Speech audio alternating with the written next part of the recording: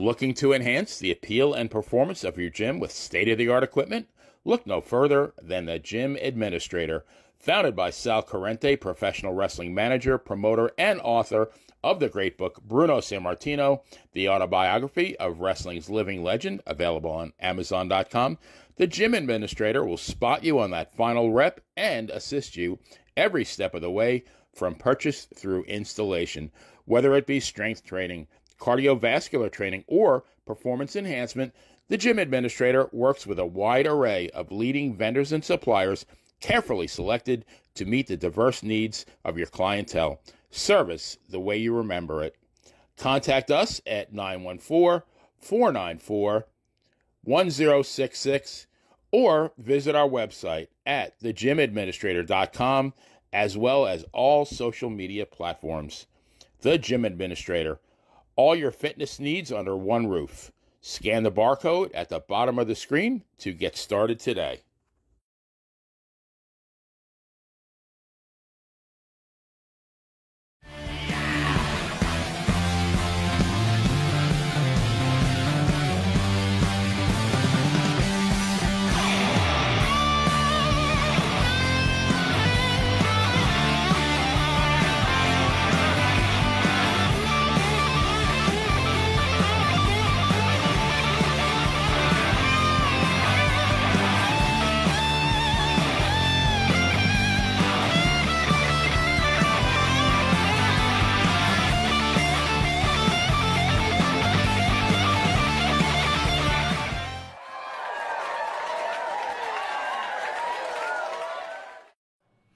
All right, welcome back to Long Island's #1 pro wrestler broadcast. Monty Farrow, only seen here out of Tin Mirror Studios in Kings Park, Long Island. Over, not in Wahoo's Saloon, but over at The Gathering is the great Jimmy Farrow. Jimmy, how are you, bud? I'm at The Gathering. Help, I'm in North Carolina. Where am I? Jimmy, before we What's get going going, on? because I want to know everything that's going on right now. I'm glad you're on location. I want to remind everybody next week we've got DDP will be on Long Island's #1 pro wrestling broadcast. And then the following week, even Jimmy, I'm not going to tell you who it is, but we've got a big surprise for you the following week. Huge surprise. A big surprise for me, not for you, not for us, for me. For me, you, but I think Okay. I think it's exciting and Okay. different. Yeah. So I got to tell you, right? My wife, before we get going, my wife, she shows me this video. Again, this is, I guess it's old news. I don't know where, it's probably old, but it was about this girl on, what is that movie? What is it? What's the program where people try to become famous? American Idol. Not American Idol, the other one. The one Stern was on. What is that, Abe? Yeah, America's Got Talent. So they had this girl Nightbird on, and she Nightbird. Yeah, and she had pretty much terminal cancer, right? And she sings, and I'm watching this before the show, and at the end, like Simon Cowell is crying, and I got to tell you. I don't know what it was, Jimmy, but it made me think of you, right? Because it was like, this girl had tons of talent, Jimmy. Tons of talent. And when I mean think of you, I started thinking about like Jim Morrison, right? For some reason now when I connect you with Morrison in my head, and I said to my wife, I think some people are born to burn out. Does that make sense to you? Yeah. Yeah, some people are. And I looked at this girl and I said, she was born to die, but born to burn out because she was so ultrally talented. Interesting. Well, there's been a lot of examples of it, at least when it comes to music. Look at Mozart. Mozart died very young. Morrison died very young. A lot of died very young. Hendrix died very young. Joplin's died very young. Cobain, there's been a lot of them, unfortunately. But I remember you telling me the other day, to make light of it, apparently I'm going to live about 50 years past Keith Richards, so we shouldn't worry too much about me. Well, but again, I wasn't saying you're going to pass away, but I always Yeah. I connect you to Morrison. I guess there to me is a Right. connection with you and Yeah. Jim Morrison, especially. There Look, is. we've known each other for a very long time, right? And I've always connected you to certain things, but not more recently, but I'd say more permanently, for lack of a better term, is I hook you up with like Morrison now, if that makes sense. Hmm. Well, I appreciate that because lately, everybody does is call me Ozzy Osbourne. So I appreciate the Morrison thing. I used to hear that when I was younger. Now I hear Well, Ozzy. dude, So I'm all sorts of confused. I think today's generation. I mean, we were talking about baseball, wrestling, whatever. Today's generation doesn't recognize. They don't know who. I hate to say this, they don't know who Jim Morrison is. I mean, you would be hard. I think if you asked anyone 30 or younger who's Jim Morrison, I'd say you might get lucky to get 50%. You think that's a little What low? is it? What is it? We have Abe right there in the studio. What does Abe think about that? Do people his age and under know about Jim Morrison? Know who he is? What do you think, Abe? He does. But like I would think Okay. Abe would though. You know what I mean? It's not Right. like I would Right. like Abe would not be that guy. Like Right. Well, understand this, Mike. Jim Jim thrived from 1967 to 1971, pretty much. Okay, that was his career. That was when the whole world got to know who he was. Don't forget, it's almost 20 years later when the Doors film by Oliver Stone is made. A whole nother generation rediscovers him. Uh, those kids and those grandkids. At this point, there's grandchildren who got turned on to the Doors. When the Doors movie came out in '91, if they saw their father into it, they're into it. I think music like the Doors, or like the Beatles, or maybe you could cross into other. You know what? You can cross into other genres. If you're great at what you did, especially in the music field, you're probably going to get remembered way past our lifetime. I think Jim Morrison will be studied in colleges 100 years from now. Is what I'm trying to tell you. what I guess my point to what I'm trying to say, Jimmy, I like again, look, it's definitely a sensitive subject for like you or myself or right someone that loves certain things. I mean, it's almost unforgivable not to know who the Beatles are, right? Like that, like Right. if someone said, "Who are the Beatles?" I'd be like, "Are you Yeah, out of your that's effing mind?" Or right. like our friend Evan Ginsberg, who doesn't like the Beatles, right? Again, I can imagine people not liking something, but not liking the Beatles. I mean, Right. I can understand not liking certain songs, certain things, but the Beatles it's I don't know. But anyway, the reason I bring it up is like after watching this, I just thought to myself, like, some people are just here on this earth to change people for the better. They're brought here.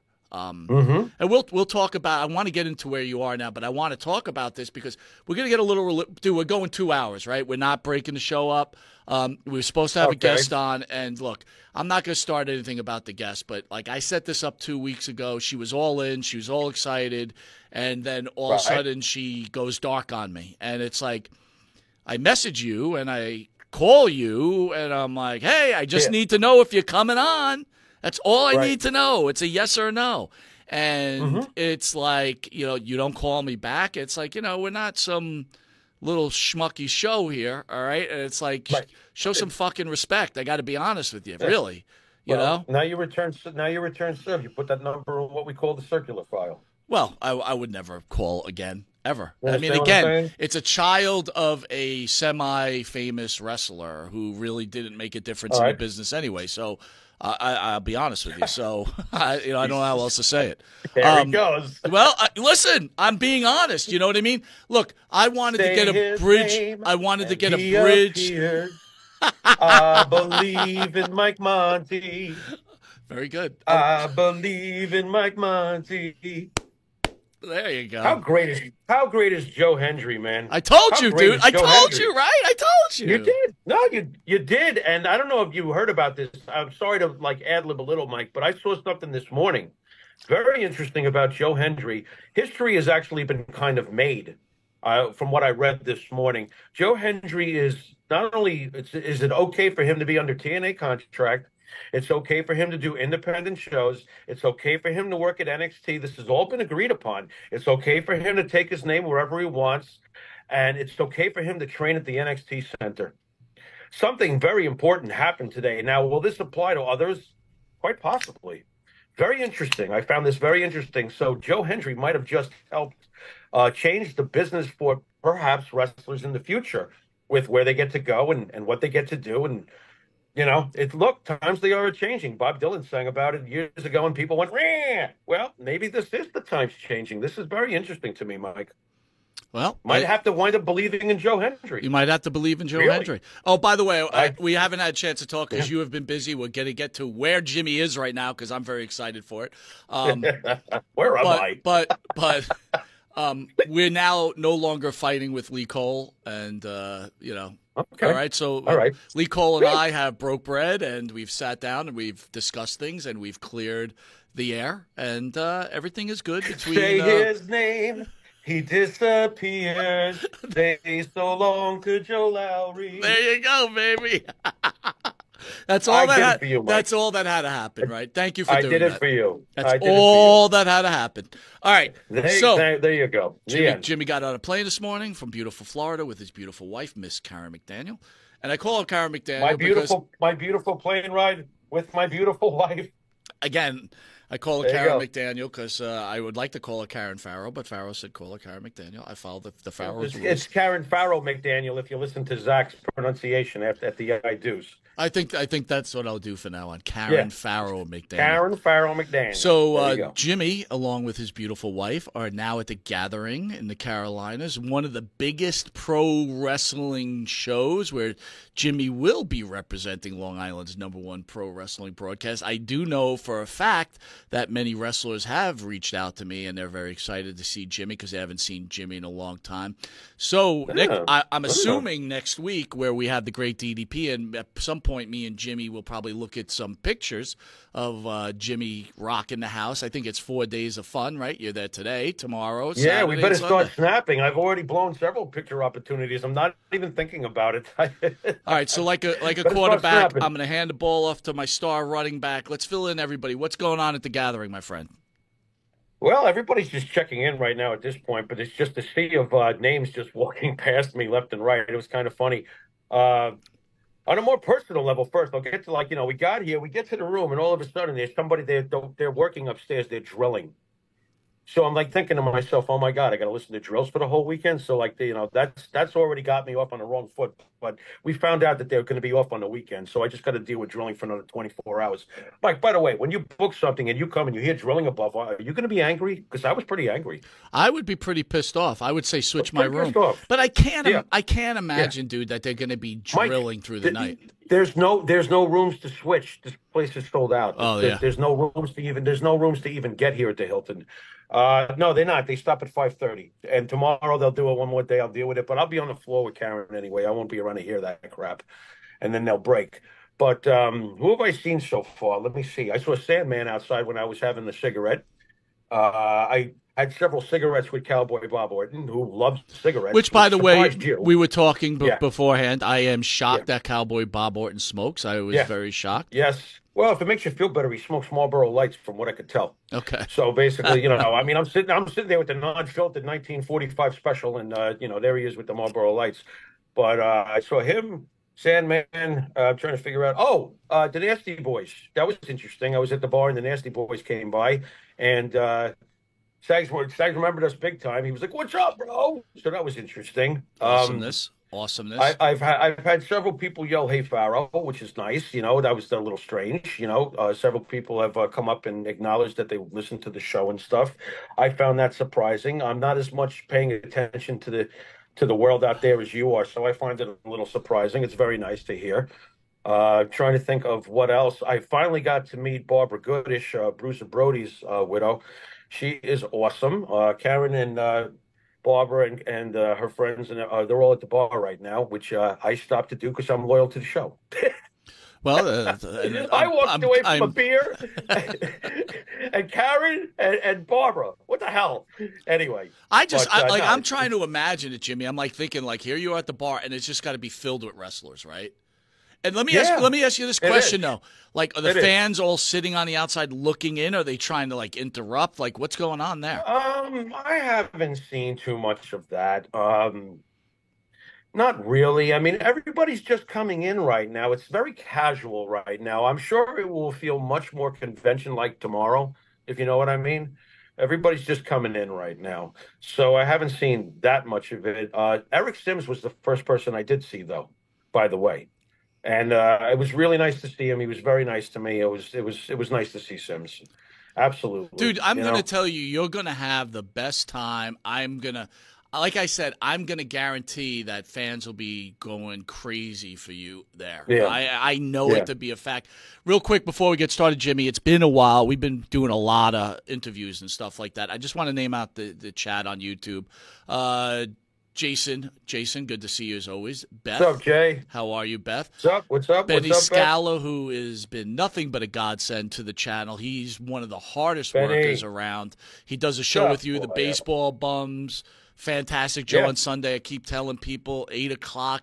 These two know their shit. It's good stuff, man. Foxy, Thank you. always great to see you.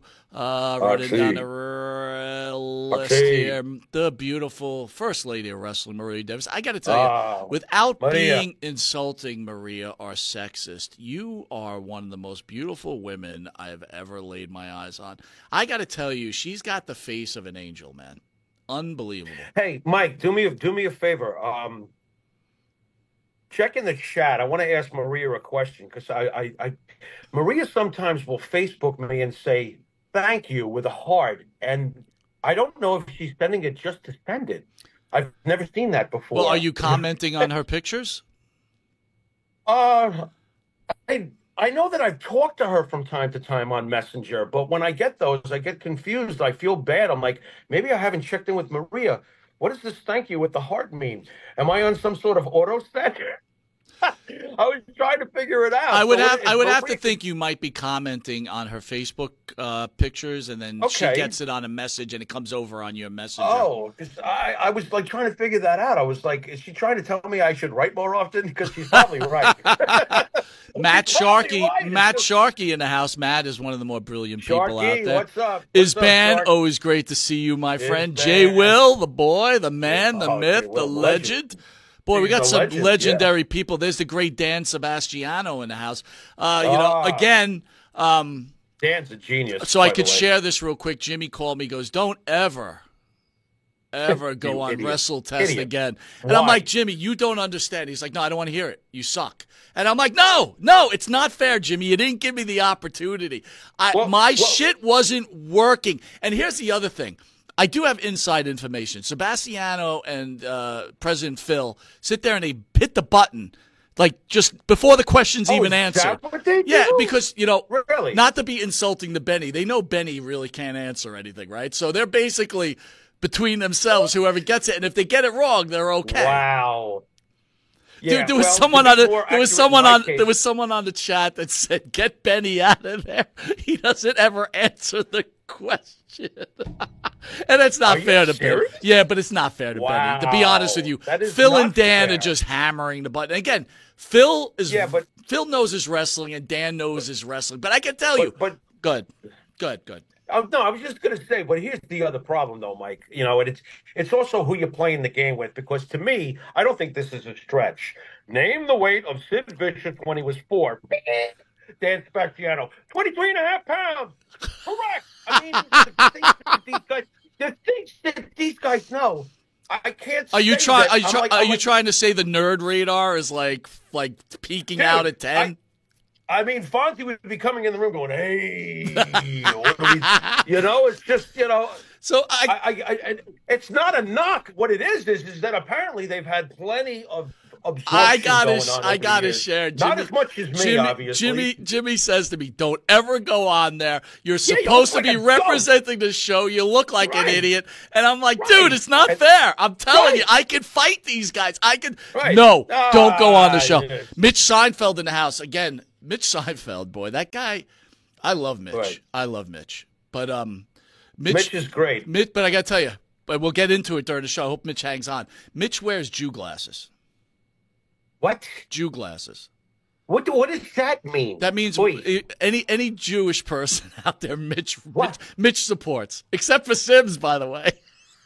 But I support Mitch. I don't wear Jew glasses. What are you talking about? No, you know how you wear like rose. Well, I don't even know what You know how Jew glasses you are. rose-colored glasses. You look at something a certain way.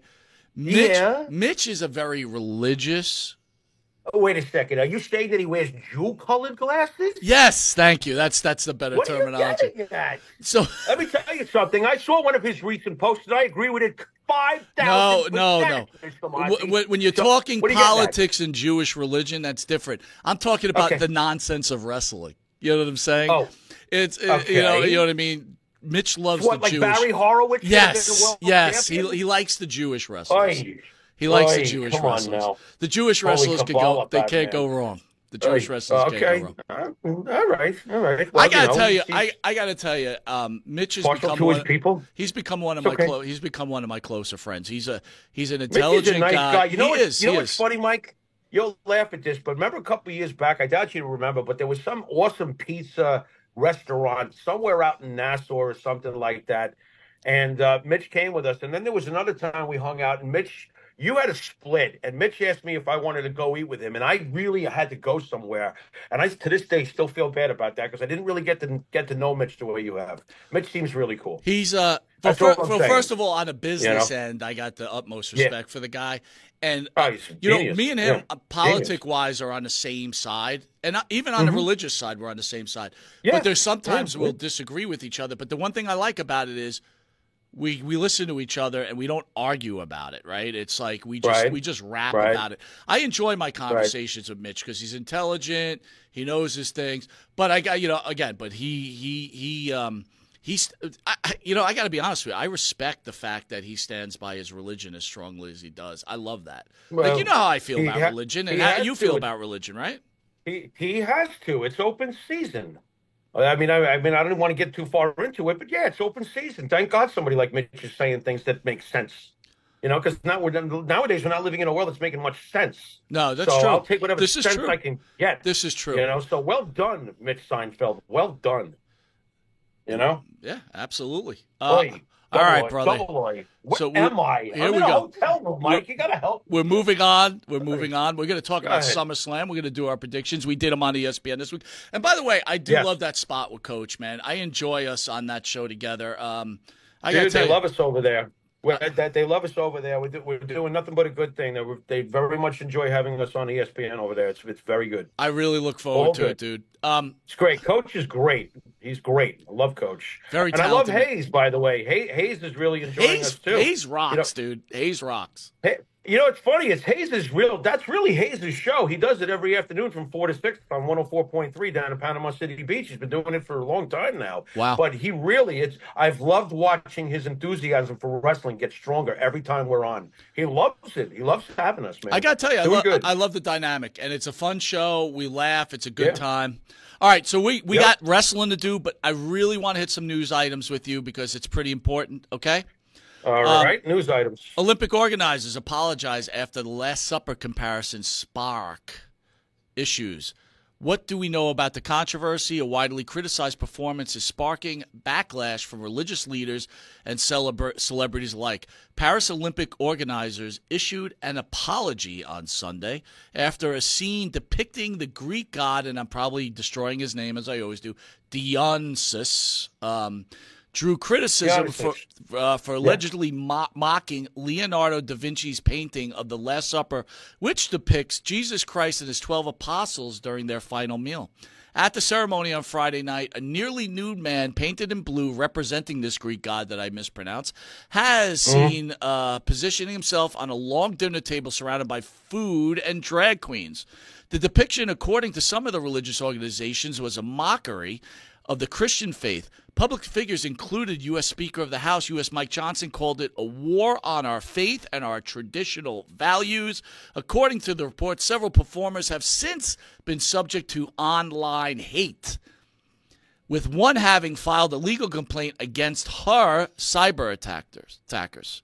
Meanwhile, Anne Descamps, a spokeswoman for the 2024 Paris Olympics, has stated that it was never an intention to show or disrespect any religious group during a press conference on Sunday.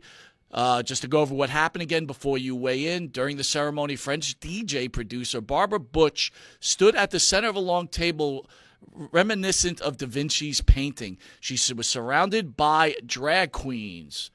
Okay, so we got the idea. What are your thoughts, Jimmy? What, that we pleasantly would we just watched somebody take a piss on the Bible? And we are pleasantly told, oh, we didn't mean to do that. It's just a coincidence that it looks like the Last Supper table. It's not a coincidence.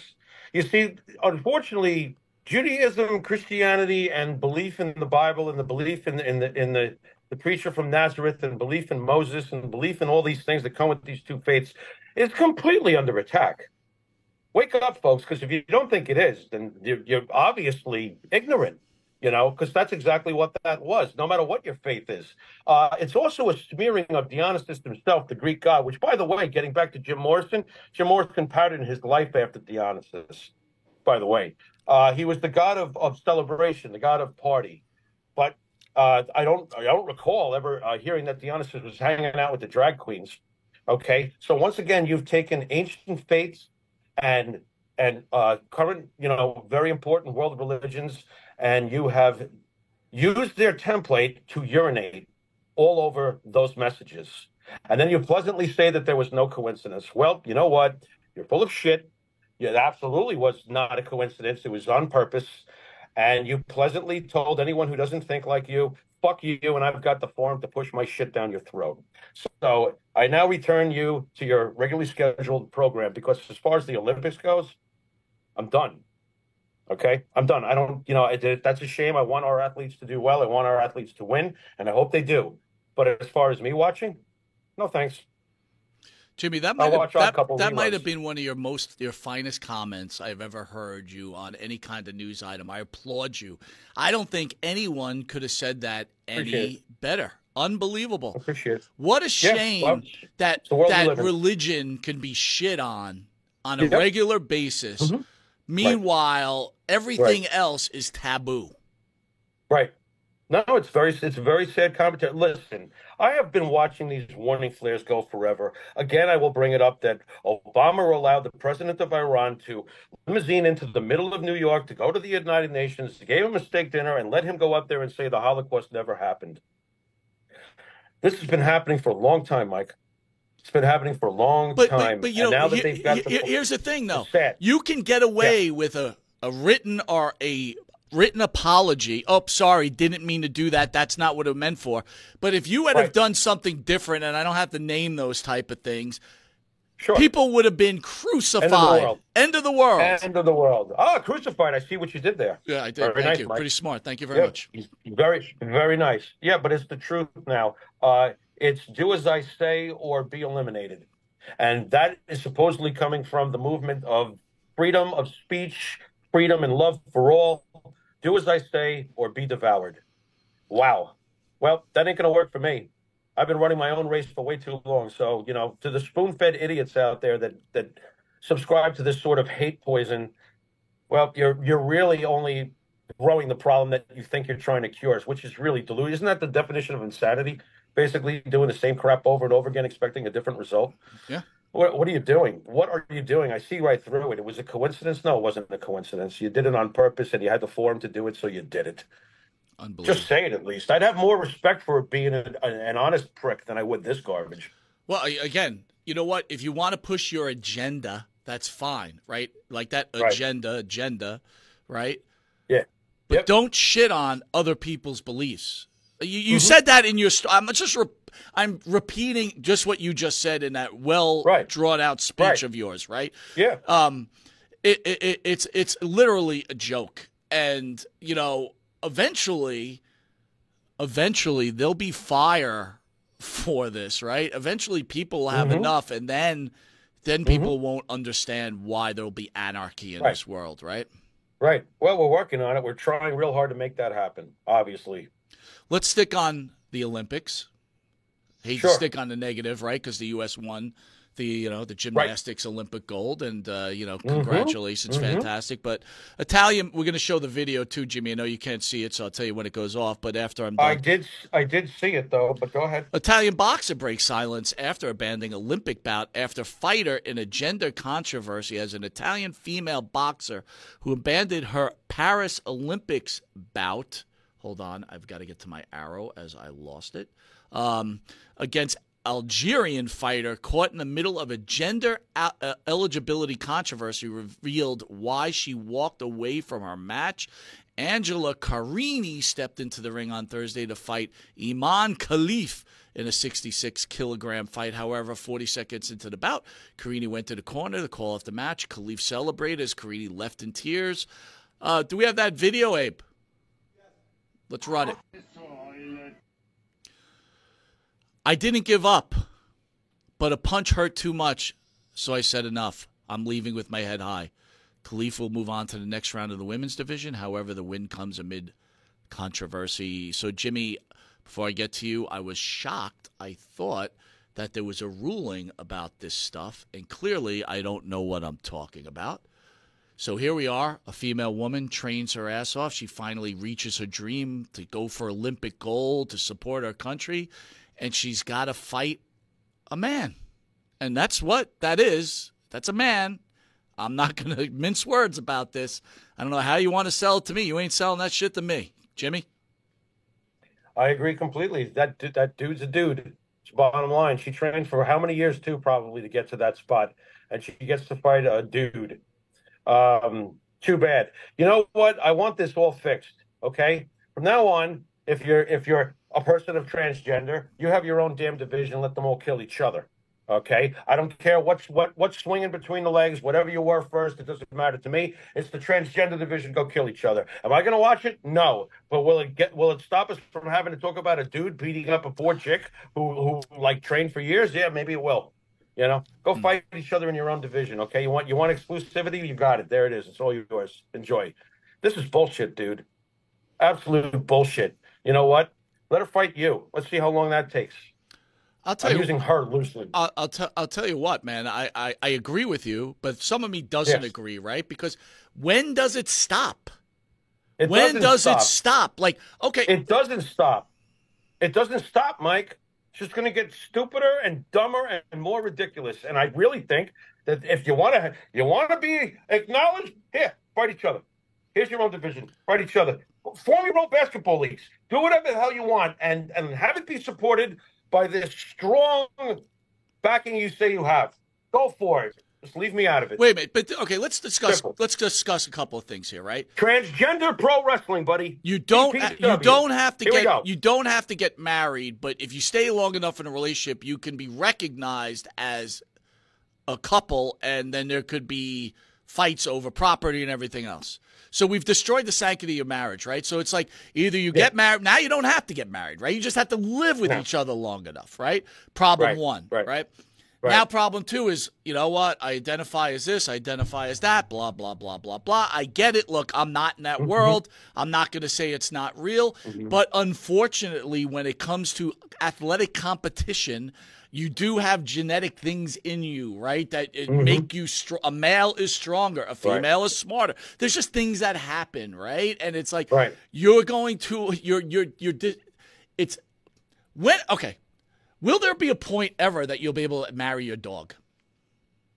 I was just going to say, and that's interesting, Mike, because I've decided that next year I'm going to enter in the Westminster Kennel competition because I've decided that I'm a Doberman Pinscher. There you go. That's right. Or how about I've decided? And if you don't agree with me, rough. That's very good. I like it. How about this? I think I'm a 6-year-old. I want to go back to school again. Why not? Why the hell not? And I want to be supported by the government. I bet you would be the king of the kickball yard. I'd kill it. You know what? You know what, Jimmy? To be honest with you, I really wouldn't take a chance because what if I didn't? How embarrassing would that be? I think it would be great. I might even pass if I went back and did that. Imagine? Could you imagine? I would love to. You might be valedictorian, dude. You could be valedictorian. I would love to try 7th grade over again. Oh my God. You know what I mean? Oh, And today boy. your name in Spanish class is Manuel. Why Manuel? Oh man, I'm not gonna fail. I'm gonna fail on purpose, Manuel. Oh, Terrible. my God. All Well, right. they didn't have a Spanish equivalent for my name, so they called me Manuel. I'm like, all right, I'm done with this class. Well, we're just full of news items, dude. And guys, we got 2 hours of film. There is wrestling coming, but I haven't talked to Jimmy all week. Jimmy's been busy. He's getting ready for this super trip. And again, Jimmy, you better take pictures because we're showing them next week. I'm All gonna right. have to tell Karen to take pictures because I'm Well, not the type. Go I ahead. want lots of pictures. I know you do, and I'm not the guy to give them to you. But all right. In the world is I would not F with this guy category. Florida Yeah. killer Wade Wilson faces the death penalty. What do we know ahead of the sentencing? Wade Wilson, Florida guys, man. The Florida Yeah, what about man him? found guilty of killing 2 Cape Coral women is due in court on August for sentencing in his case. On June 12th, Wilson, 30, was found guilty of the 2019 murders of Kristen Melton, 35, and Diane Ruiz, 43. The jury recommended that the death penalty for each of these murders for June 20. So what do you get? They burn you up twice. I mean, how do you give 2 death sentences? Stupid. I mean, and Jimmy, geez, you might as well take 10 out. I mean, but if go you ahead. saw this guy, it's like number one, like the guy's like as big as Aaron Hernandez. His whole friggin' face is tattooed, and Okay. basically from what I've read, right, he met. Hold on, Jimmy. Let me pull up the names. I got to go back a little bit. It's dark in this studio here. He ran into this Kristen Melton at the bar. Him and his friend brought her back to their house or apartment. Who knows what went on. The friend left, and this guy Wilson kills her. Then he takes the body, puts it in his car, and he's driving, and he sees this Diana Ruiz, I guess, jogging down the street, convinces her to come in the car for a second, kills her too. This guy is one of the scariest looking dudes I've ever seen in my life. I have to ask you, you have delved into the mind of some of the most psychotic people, right? I know it was an interest to you at some point or another. But enough about myself. Let's talk about Charles Manson. Exactly. Go ahead. Yeah. What would make someone want to murder people like that out of the blue? Insecurity and the need for power. The need to know that you have power. The power to take somebody else's life must be some sort of rush that only the serial killer seems to identify with. It's usually because there's a giant void in their life, and they need to feel some sort of level of power and self-acceptance. I don't know, but it's obviously deranged. I would tend to think, and I mean, I've heard a lot of interviews with famous serial killers, and they say that it's a very powerful thing. It's a very powerful thing to know that you have someone's life in your control. And I get that mostly from Dahmer when I've listened to Dahmer. Well, because when you look at Dahmer, what a nerd. I mean, let's be serious here. He's just an absolute nerdy nerd. You wouldn't think that Jeffrey Dahmer could do things that, look, he's probably the most grisly of all of them. When you think about it, he was eating them. He was storing cadavers in his basement and shit. I mean, this guy, but he would talk about the power of it, the power rush of having somebody helpless and at his mercy. And that's really comes from insecurity and the need for power. That's really all I could say about that. Can I ask you this, though? What kind of common sense, and again, I'm not trying to victim blame There is here, none. but it's like, what common sense do you have? The dude looked like he was probably a good-looking guy. I'm not saying he wasn't, but when you have, like, a tattoo of, like, skulls on your face, it's like, there's something going on here. I don't probably want to go back to this dude's hotel. Right. Well, look, I can't explain that one either, other than I know some women have that gene in them that just loves a bad boy. I can't explain that.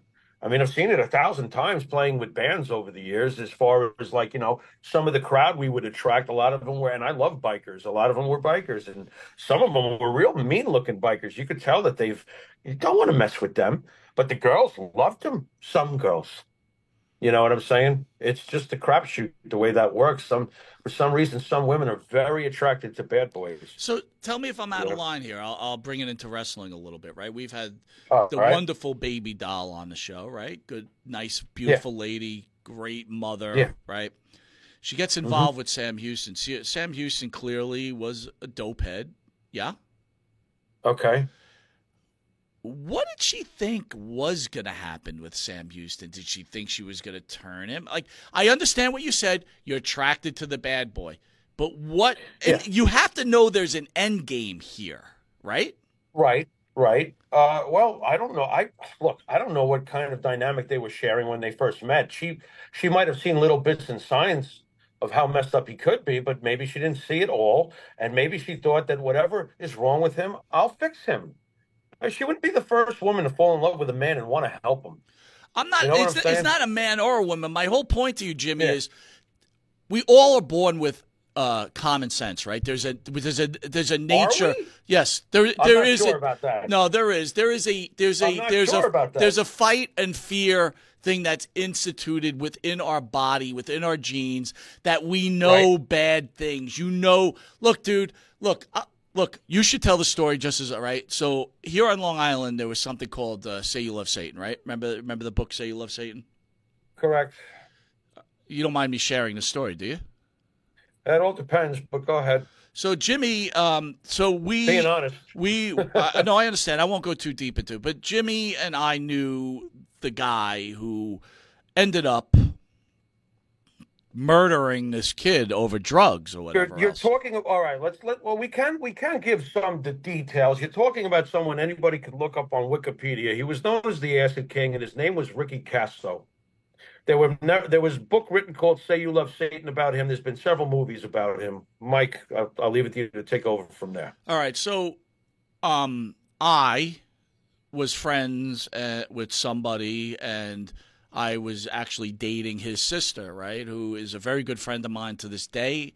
I love her to Hmm. death to this day. Um, Hmm. but I ran across this Triano guy, right? No, what's the other guy's name? I forget. Jimmy, what was the guy's name again? What? Al? No, not Al. The two other guys. There was Triano and there was another guy, right? There was Triano and Casso. Casso. So Casso's the guy that killed him, was the murderer, the eventual murderer, right? Or they both were. Yes. I forget. Well, actually, it was the Casso. Triano held him down, and Casso did the stabbing. Right. So I ran across Casso, I believe, and I think I'm right. I know I did. Right. Yeah, I know So I did. Yeah. Jimmy and I were hanging out at that time, a little less, but we were hanging out, and I knew Mhm. the guy was a problem, right? And Right. he pulled some shit on me, and I don't take shit, right?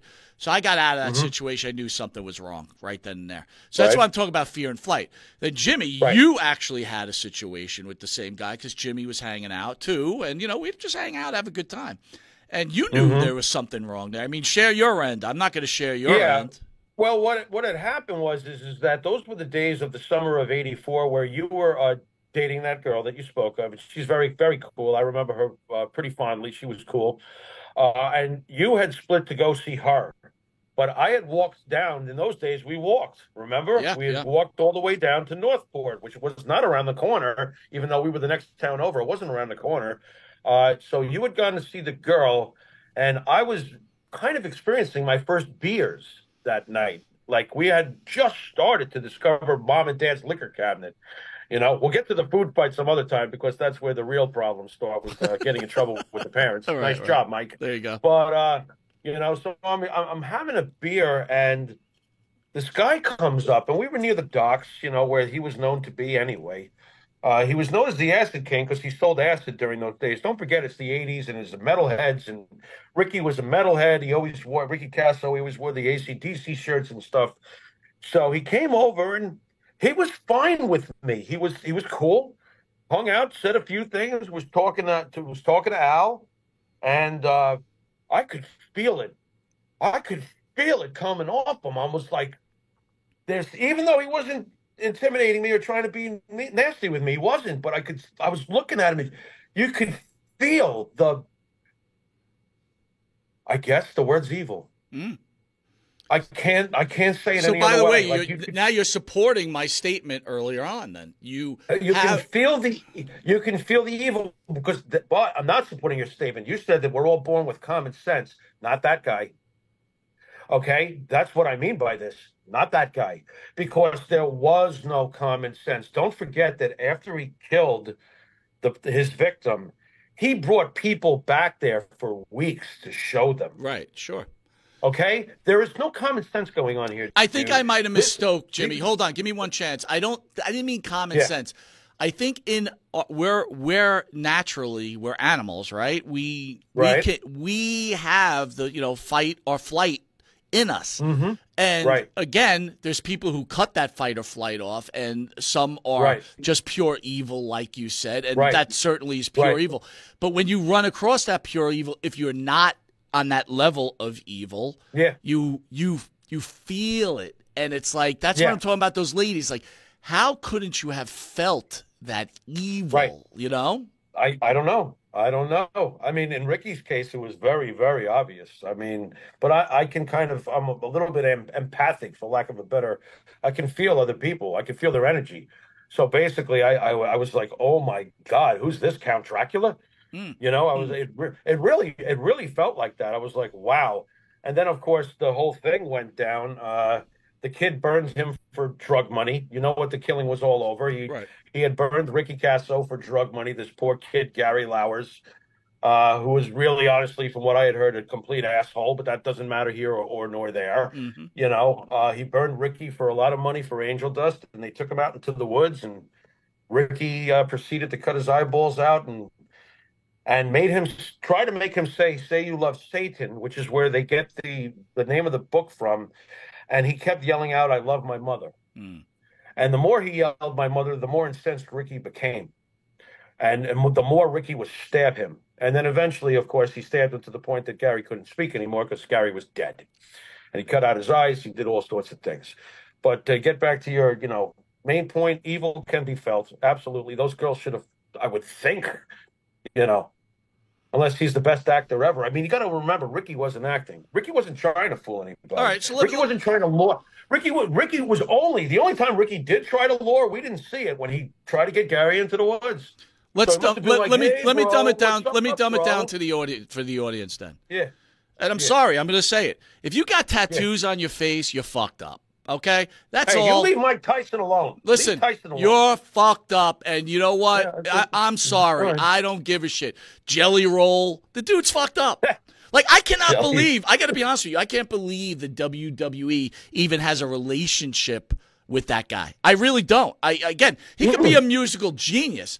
I'm sorry. Right. If you're going to put tattoos all over your face, you're just a fucking freak, dude. And I'm I sorry. got That's it. you. You know? I got you. Well, this is one of those cases where WWE is looking at the cash register. A Jelly Roll is like a god in Panama City. I'm sure he is.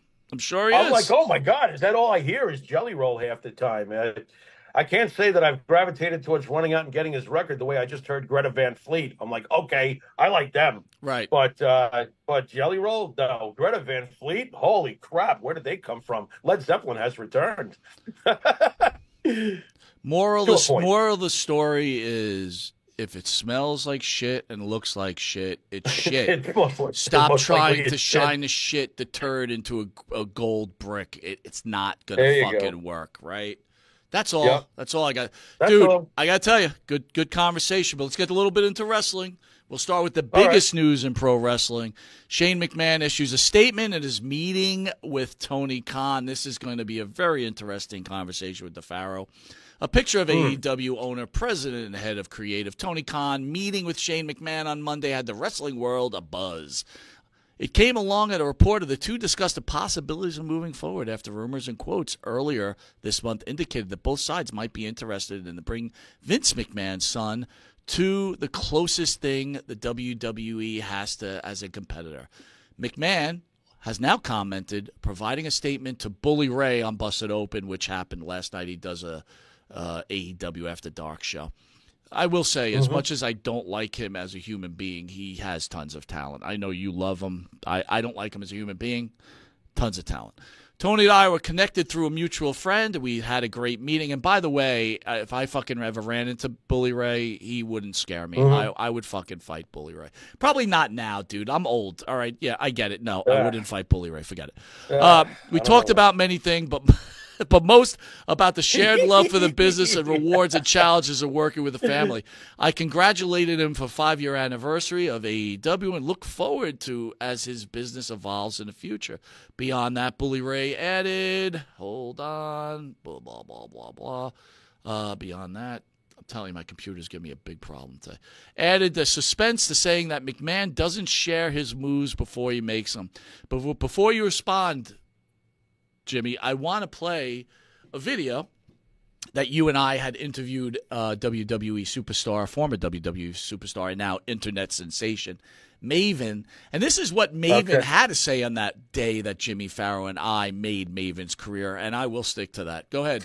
Now, I think that's smart business. Vince, Stephanie, Shane. Does Stephanie have that same characteristics as Vince? Did Shane have those same characteristics as Vince, or no? I would say Stephanie probably has it more. Is it walking fast than Shane does? Yeah, I mean, Shane's Vince always wanted the son like Hunter. He always wanted the big, jacked up, great wrestler son, and Shane. Shane was a fearless, and could go out there and do whatever, but he was never going to be the wrestler that Vince probably wanted. And, Stephanie had the business, just the knowledge for what the business should be. And, I mean, I don't know if either of them probably lived up to what Vince would have wanted. However, I don't think. So basically, Maven said to myself and the great Jimmy Farrow that he felt that Vince McMahon always wanted like a person like Triple H as a son. I don't want to say he thought Shane was a disappointment, but according to Maven and others, he felt that Shane really wasn't the son Vince McMahon was looking for. So, Jimmy, I'm going to let you have this comment on Shane McMahon meeting with Tony Khan. I don't understand why it would be happening, except for one reason. I really feel that if Shane's going to do anything, he's going to buy it. Why would Shane come in as a contracted worker? Oh, it's really about his last wrestling match? I doubt that. And if it is, wow, that's silly. Why the hell would you do it there? Just go call Hunter and have your last hurrah where you really should have it anyway. You know what? It would be the best thing in the world for AEW to have McMahon buy it. I'm actually thinking to myself, Shane should buy it. Buy it, Shane. Otherwise, why is he there, Mike? I mean, anything else I will laugh at. So to me, unless he wants to buy the company, I don't want to see him in the ring. I don't want to see him working for AEW. I don't want to see any of that. But if he wants to buy it and wants to show his father, you know what? I learned a thing or two. Watch this. I would love that. Now that's drama. That I could get into. You know what I'm getting at? Do you think that Vince is working behind the scenes with Shane and they're going to buy it together and Vince is just keeping his name out? By the way, the great Maria Davis says, I've got tattoos. They're cool, just not on my face. I agree, Maria. I've got tattoos. There you also. go. I just don't think when you start putting it on your face and your neck, like Cody Rhodes, there comes a point it gets a little weird, in my opinion. Yeah. Go ahead. What about a tattoo on your kneecap, Mike? Is that weird? Interesting question, Jimmy. I'll tell you what, it would probably hurt. That's for damn sure, right? Yeah, it sounds painful. That's bone on bone is bad, right? Because I don't have any tattoos yet, but I'm going to get one. I know. I can't wait to get. What are you going to get? I already told you, bro. Well, I don't expect you to remember, but I was going to either get a snake or a lizard or something like that. How about a cat? What a cat? A cat? Yeah. What, one of Sebastiano's cats? I'll put a little Dan hat and mutton chops on the cat. I'll know the weight of Sid Vicious when he's 4 years old. Wow. Be a Sebastiano's taking a little bit of a beating tonight. No, he's not. The guy's going to wind up winning for the next 57 weeks. No, He's laughing his way I'm all putting the way to the I'm putting my WrestleFest hard bank. money. I'm putting my hard money on Benny. Benny's gonna win this Benny? thing. Yeah, he's gonna You win guys this better thing. start giving Benny the answers the way this is going. Benny, somebody quoted It's like not fair. Benny's just like Leave Benny alone. staring It's into the not camera. fair. He's got Phil and Dan. They're like making rocket fuel in their spare time. Hey, those you know what? two. You didn't give me credit. I got 2 questions right, or at least one, and my buzzer wasn't working. Give me a break, will you? Wow. Name the dimensions of the Isle of Malta. Man. Hey, stop it. Just stop, man. No, I don't remember who the referee was for Frankie Williams versus Jose Estrada. I don't. Do you think Hey, that Shane Jeez. is thinking about Yeah. either working with Tony Khan or purchasing AEW as a I wanted to direct purchase- punchback at his sister and Triple H? Remember Could WrestleMania? be. They came out and named it the Triple H era, right? Right. Yeah.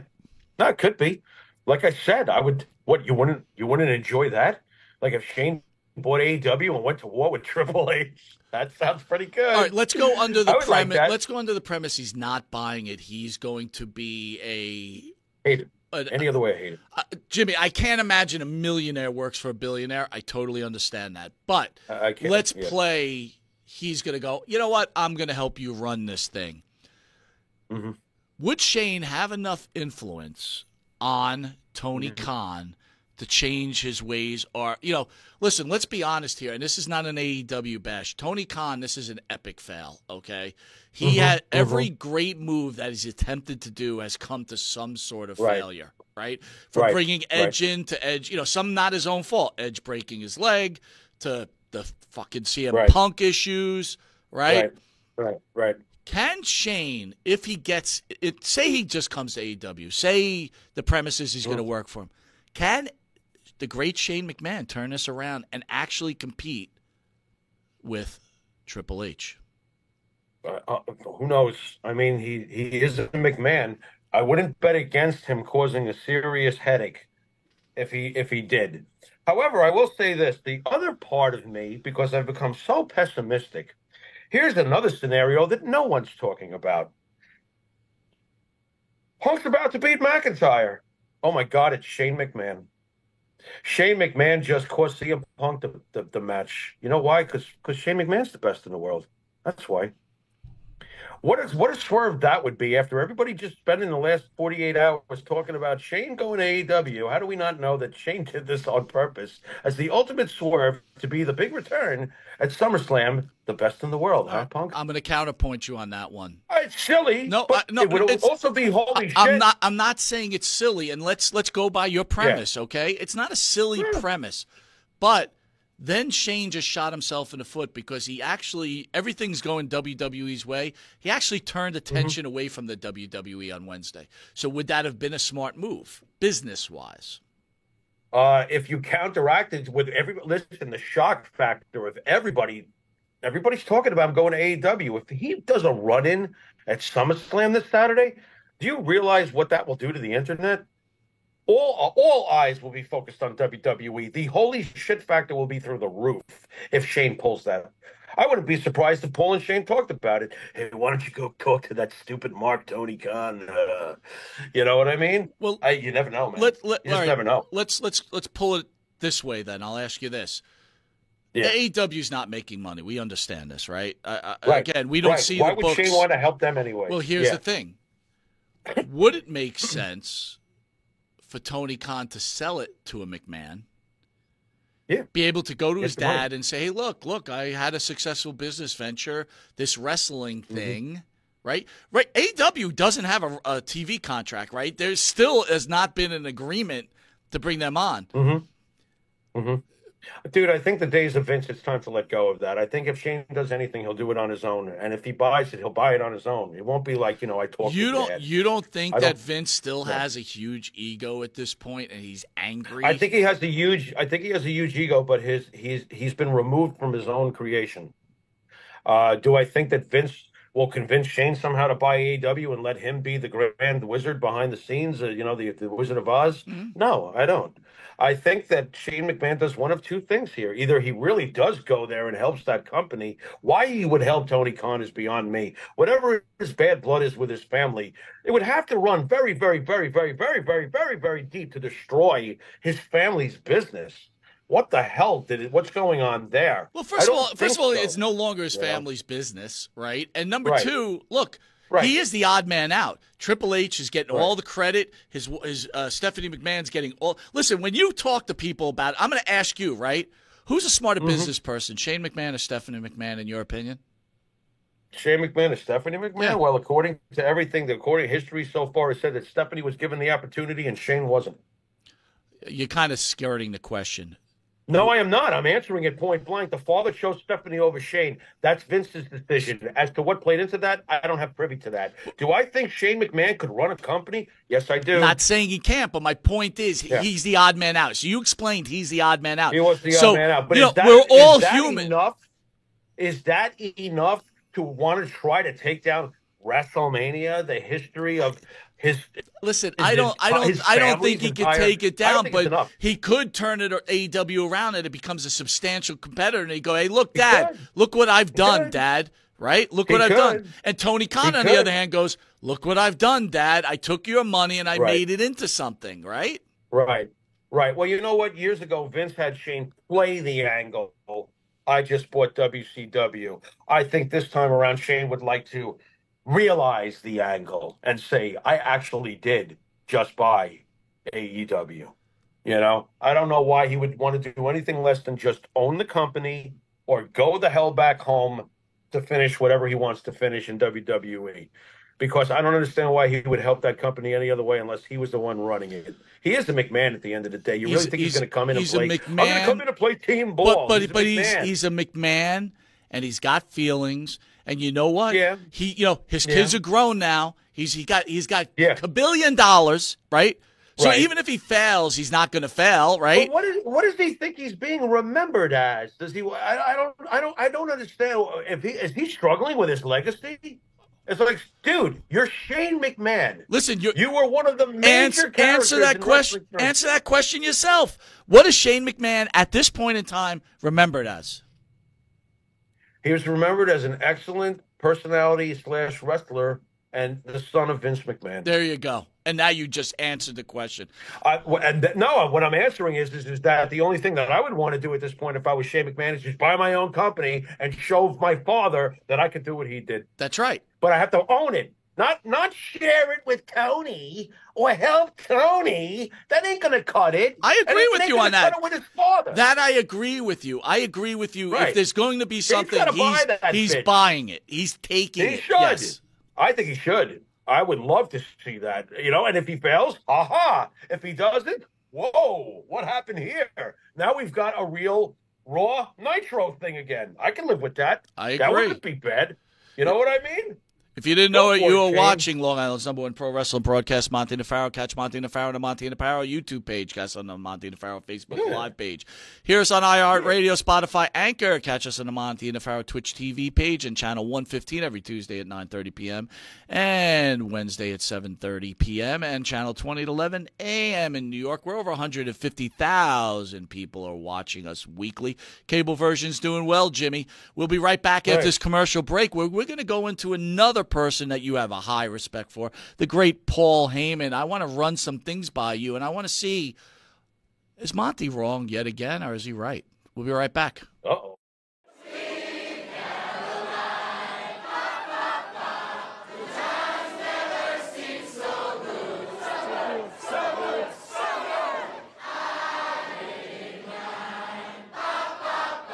Sir? Ah. Manscaped? Uh-huh. Have you tried the new equipment that's been sent? I'm afraid because it says Weed Whacker. I'm scared. Maven, Manscaped, what are you thinking about Love Manscaped, it. dude? Love it. What do you use it for? Necessity. What don't I use it for? Put it this way. The only hair I have on my entire body is these eyebrows. Yeah. That you see. These caterpillars racing to the middle of my nose. That's it.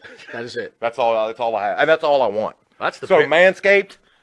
is a must. We were talking before the show. There's nothing worse than just hair. Yeah. Right? Hair on a woman, hair on a man. It's just bad. Absolutely. And it's the one thing that the older I get, it starts growing more in unwanted areas. Absolutely. I hate it. I'm going to ask you a question. Uh-oh. Just going to go out there. Oh, boy. Go for it. You're doing a deed. Yes. Again, I don't want you to have to admit this because we, as men, we try not to admit this. But if you're going to Oh, go I do the know deed where- on a I woman, know where would you he's rather going. have her be hairless or a little hair, racing stripe, or Racing stripe. full retro bush? Well, Racing stripe. Retro Bush is out. Yes, thank you. Retro Bush is out. Yeah. I don't mind a small, well manicured landing strip. Every now and then, if it's completely, and I'm talking like baby's ass bald, then I start. Where is that pedophilia line? I don't want to Wow. wander into that. That's thought very of it like interesting. that. I never thought about that. You're a Wow. smart dude. Holy shit. So if the landing strip is clean enough for the plane to go in smoothly, you're cool with that? If the landing strip has, like I said, well manicured, Yeah, you can see both sides. It's not Like blinking lights on both sides of that I landing? just don't. I don't want. I don't want the shrubbery going off into unwanted areas on that. As well. Gotcha.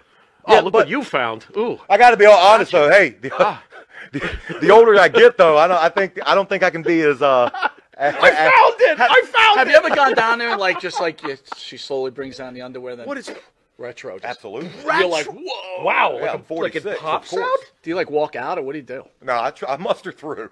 I muster up the courage to get He's through. a trooper. He's a trooper. Gotta give him an A. Oh, not all heroes wear capes. Yeah, There you go. I hear you. There you Listen, go. I couldn't Super say. Bush. I couldn't say it. Well, if you have the same beliefs as Maven does, Manscaped could help you. Absolutely. The weed whacker. Absolutely. What are you thinking? I'm thinking that I may have to, go in a room, close the door, and hang out with the weed whacker for a little while. Yeah, I think you're a retro guy, aren't you? I like 70s adult films, if that's what you're getting at. Yeah, there you go. Yeah, But only with that, Ron we're going to take a Jeremy, quick Batman. commercial break, and we'll be Anyway. back with this wrestling icon, Maven. We will see you in a drop kick second. Drop kick. All right, welcome back to Long Island's #1 pro wrestling broadcast, Monty Nefaro, where Jimmy is on location at the Gathering, one of the biggest events. Before we continue on with our conversation, Jimmy, we're going to go into our segment, which is called Call That Motherfucker Who Stole $120,000 from Us. Are you ready for this?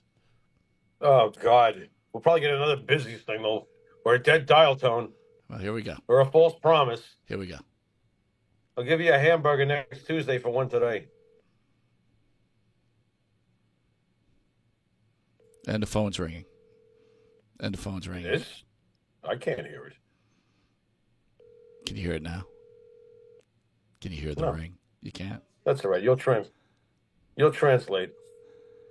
Well, he ain't picking up.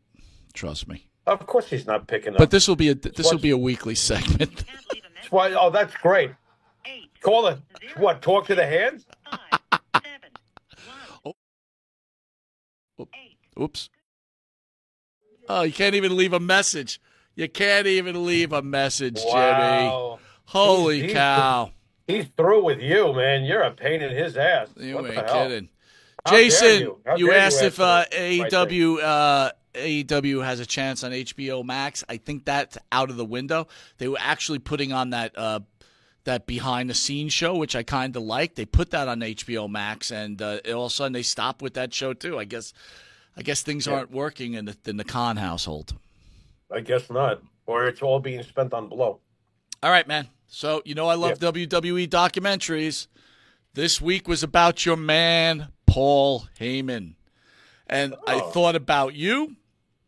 All right. I thought about Mitch, right? Mitch is a personal friend of Paul What Heyman. are you getting at? You This thought is- of Zero Mostel from Fiddler on the Here Roof? we What go. are you It's going to getting be a simple question, but I need a detailed answer from the great Jimmy Farrow. at? I'll do the best I can. Go ahead. Was Paul Heyman truly a success in ECW? And before you answer, I'm going to ask you this, okay? Because I don't know if you knew this. I found this out. Me and Mitch had an argument over the money, but I'm going to call it the way I heard it, all right? It could be a little less, but it's in the range.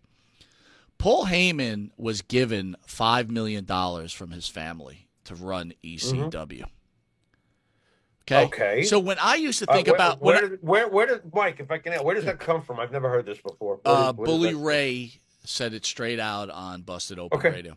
Okay, then Bully Ray. So that I works. Go ahead. always envisioned Paul Heyman being a Vince McMahon. We real quick, so in case people don't know, and I'm sure they do, Vince McMahon bought the WWE at the time, the WWF, from his father, okay, for the sum of, I think, $1.2 million. It could have been more, whatever. Yeah. Vince McMahon had to pay this, and in one balloon payment at the end, and if he missed on any payment, his father kept the money he already got and maintained and stayed owner of then WWF.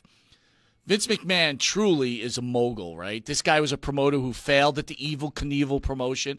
I think he did the Inoki Ali match promoting it. Mm-hmm. So Vince McMahon has had his trials and tribulations, right? Yeah. So I always thought Paul Heyman was that guy. But when I found out, Right. so in this documentary, we'll go over the documentary, but when I found out Paul Heyman got $5 million, I thought to myself, wow, Jesus, this dude's family had a lot of money. So Paul Heyman Right. really didn't have a lot to lose. I mean, $5 million is a lot to lose. I get it. But in the end, he Right. knew if he lost it, life was still going to go on, right? Because his parents had that Okay. kind of money to give him. All of a sudden, I looked at Paul Heyman as, he's Tony Khan. So now I'm handing the ball to you, Jimmy. Since I now have told you this, was Paul Heyman truly a success with ECW? Forget about his later life, okay? He's clearly a success now. But if it wasn't for Vince McMahon, would Paul Heyman be in the place he is now? Or would he just be, running around?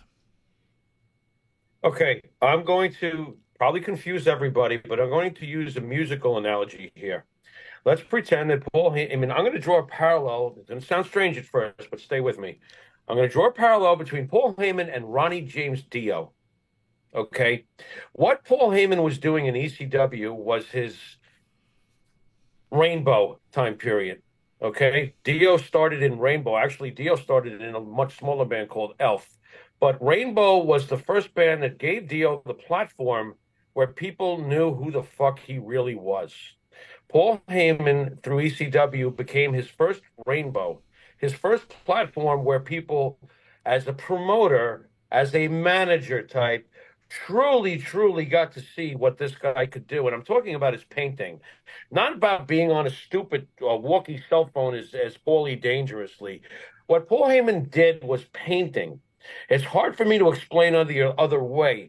The way ECW was presented was like no one before it or really anybody after it, because no one's been able to duplicate it. ECW was very special. Paul, of course, Rainbow wasn't the first stop for the infamous Ronnie James Dio. Then he went to Black Sabbath. Heyman took several steps before he wound up being the Advocate. Understand that without Rainbow, Dio never becomes Black Sabbath. Dio never becomes Dio. Without ECW, Paul Heyman never becomes the Advocate, never becomes the representation for Brock Lesnar, never becomes the representation for Roman Reigns. Now, as a businessman, did he fail? Oh, fuck yeah. But as an artist, he succeeded forever. And it allowed him to go on to make forever money. Paul Heyman is no different than Ronnie James Dio in Elf. And then he moved on to Rainbow. And then he moved on to Sabbath. And then he moved on to I am Ronnie James Dio, and here's my album, Holy Diver. I am Paul Heyman. I am just an advocate for Brock Cha-ching Lesnar. So, yeah, everything he did in ECW was not ultimately a failure. It only led the way to the greatest successes you could possibly wish for. But I ask you something. We've had the great Todd Gordon on our show, right? If Todd Yeah. Gordon had the opportunity to have $5 million handed to him, Todd Gordon might have been the next Paul Heyman, yeah? Todd Gordon didn't think exactly like Paul Heyman. I can't say what Todd Gordon would have. Maybe we can one day have him on again and ask him, if you had everything, how would you have done everything? I would love to hear his answer. But Paul Heyman, the way he did things, clearly left a huge thumbprint in the impression of pro wrestling fans forever. What was happening in ECW? Don't you ever Don't you ever scratch your head and wonder why, like, an intellectual, you always tell me I'm a pretty smart guy, or an intellectual like Phil. Why is ECW our favorite promotion, Mike? Can you explain that to us? Because we would probably love to hear an explanation. Oh, There's something about. I have the explanation, and I know what the Okay. answer is. I'll give you the explanation. All Here's right, the let's thing. see if it fits. Here's the thing.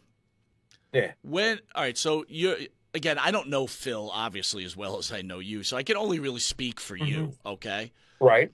Right. You've always been a very artistic person, right? And when Yeah. you're Oh, yeah. artistic, you kind of don't stay in that lane that the majority of the people do, right? It just doesn't allow you to do that. I mean, Right. that goes back to the beginning of this entire show where Right. that young girl who unfortunately had cancer and passed away, she was like the Yeah. star because there's special. Listen, dude, there are special people on this world. Okay, and there's levels of special, right? I mean, Right. look, dude, not to blow you up, but you have a special thing about you. There is something special about you, right? Artists mostly are. Appreciate that. I'm not an artist, so again, Right. I'm different, right? But my point to you is, why were you going towards ECW? Because it was different. It wasn't mainstream. It was everybody's dirty little secret for a very long time. And I would almost fairly say once everybody caught on to it, like me, because everybody told me, Monty, go watch this. You got to Right. watch this. Right. All of a sudden, it wasn't so special anymore. And then all of a sudden, it became a business, right? Right. And then Well, it failed. It died. I'll tell you what gravitated me towards it. Okay. And yes, it was a special little niche, and yes, it was a dirty little secret. But what I loved about it is understand the time period.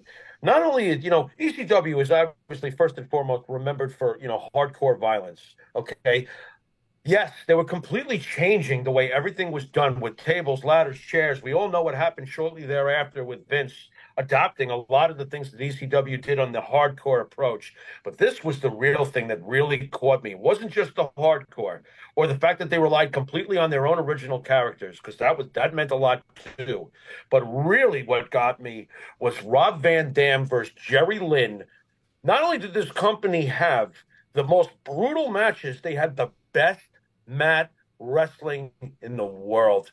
And it blew my mind that this little company had this, because Rob Van Dam versus Jerry Lynn, you remember way back, several years back, we did our 10 favorite matches each. Yep. Rob Van Dam versus Jerry Lynn was in my top 10. I remember that. And I will say it again. It's still in my top 10, because what they were doing in 1998 and 99, they were doing better than anybody else in any company, what Rob Van Dam and Jerry Lynn were doing there. Okay, so it wasn't just the hardcore. It was the wrestling itself. They had the best of they had Rob Van Dam there, for God's sakes, as well as Sandman and Raven and Taz and the Dudley Boys and everybody else. I mean, Shane Douglas was so great in ECW. So great.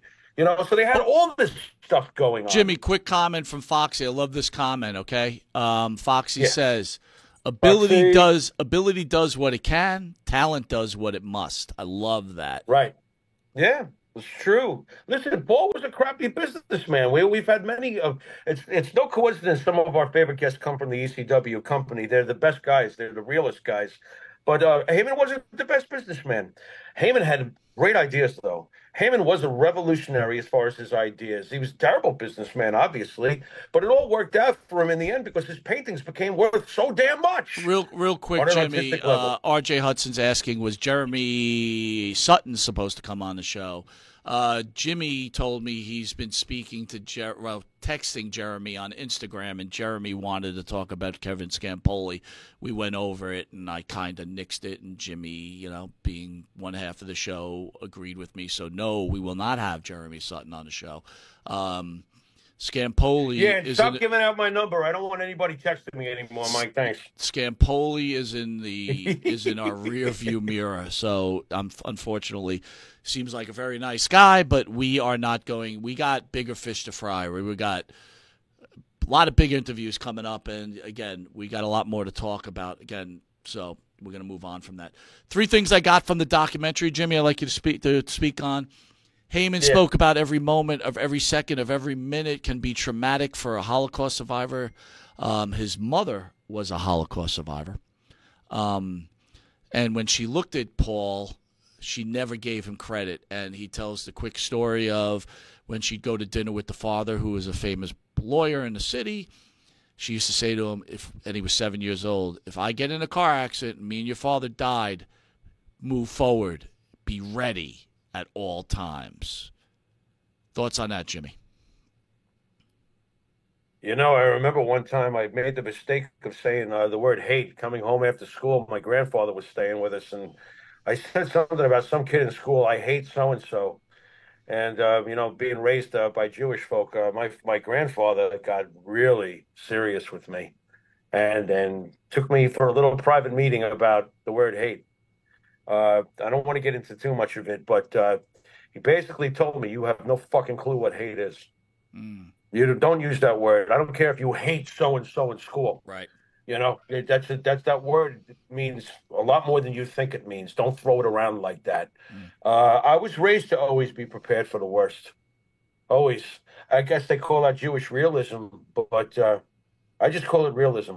You know, understanding the human nature. You know, with all the people who say, "Well, what about me? What about my movement? What about my feelings? What about this? What about 6 million people killed by Adolf Hitler? What about that?" So funny how that, for some reason, you know, we'll bring the president from Iran over here and he can tell a lie about how it never happened. So, well, that's okay. I'm a pretty religious. No, you're not. I'm a pretty religious. I'm being sarcastic here. No, you're not. No, you're not. You're not being sarcastic. Yeah. Being a religious person, especially on the Catholic side of it, if you really understand religion, you got to understand where the Jews are placed on this planet, right? They are God's chosen people, and there's a level of respect for that, right? Christ himself was a Jew, so I mean, we talk about religion, and I think the reason I say you're not kidding, Jimmy, is because, again, we could go back to the beginning of the show, how certain things are okay, but other things or whatever.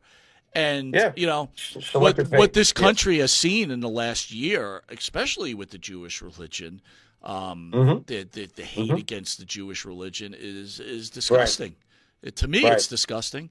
It is disgusting. And to any person, it should be disgusting. You know, and Agreed. you know, again, it's a big deal. You know, there's more important shit than wrestling, guys. There really is. There's a lot more important shit than wrestling, and more important shit than millionaire baseball players and millionaire football players. There's a lot more shit here. You know, right? Yeah. It's you know what, dude. This girl, we'll go back to the beginning of the show, this girl, Nightbird, she should have had more influence on this country and this world than friggin' LeBron James. You follow what I'm saying? Yeah. This is a girl who faced cancer and shed positivity on it, you know? Right. Right. Well, not to make light of it, but remember when you put out the video when Karen and I got married, and it was like, you know, but then somebody puts out a video of Chris Benoit, and it's like, oh my God, Chris Benoit, yeah. Chris Benoit. You know what I mean? It's like we just got married, and people are like, oh, that's nice, whatever, good luck, muzzle tough. But Chris Benoit, oh my God, Chris Benoit, Chris Benoit, Chris Benoit.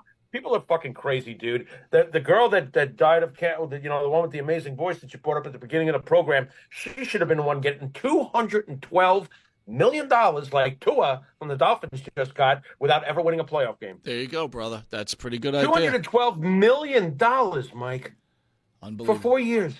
He may be worth it, though. I think that he's going to get them to the Super Bowl. Would you stop it? What do you mean he may be worth it? Just stop. I mean, if he's worth that, what was Namath worth? $1 billion? Come on, man. You know what? We got all our priorities wrong. We overpay athletes.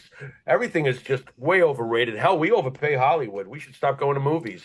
But I know that would just paralyze half of us. I can't watch a movie. I don't like your stance on Israel. Number 2 out of the documentary, Paul Heyman decided to have children after 9/11 as he realized his mortality, and he wanted to make sure that his children knew his parents. Thoughts on that? 9/11 was the worst. I'm sorry. I mean, we were 33 the year that, 33 going on 34 when 9/11 happened. And I draw my life completely in half. I've had two American lives. I've had the American life of 1967 to September 11th of 2001, and everything since is the second life because this has just been completely different. My mood changed that day, and it stayed that way because the justice was not, in my mind, ever served.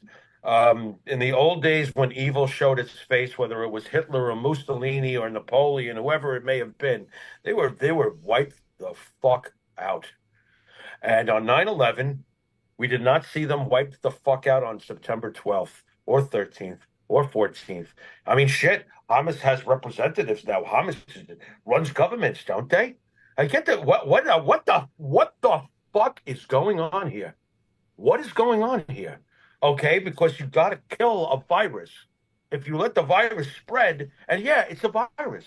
They want to kill everybody who doesn't think like them. This includes everybody from every background.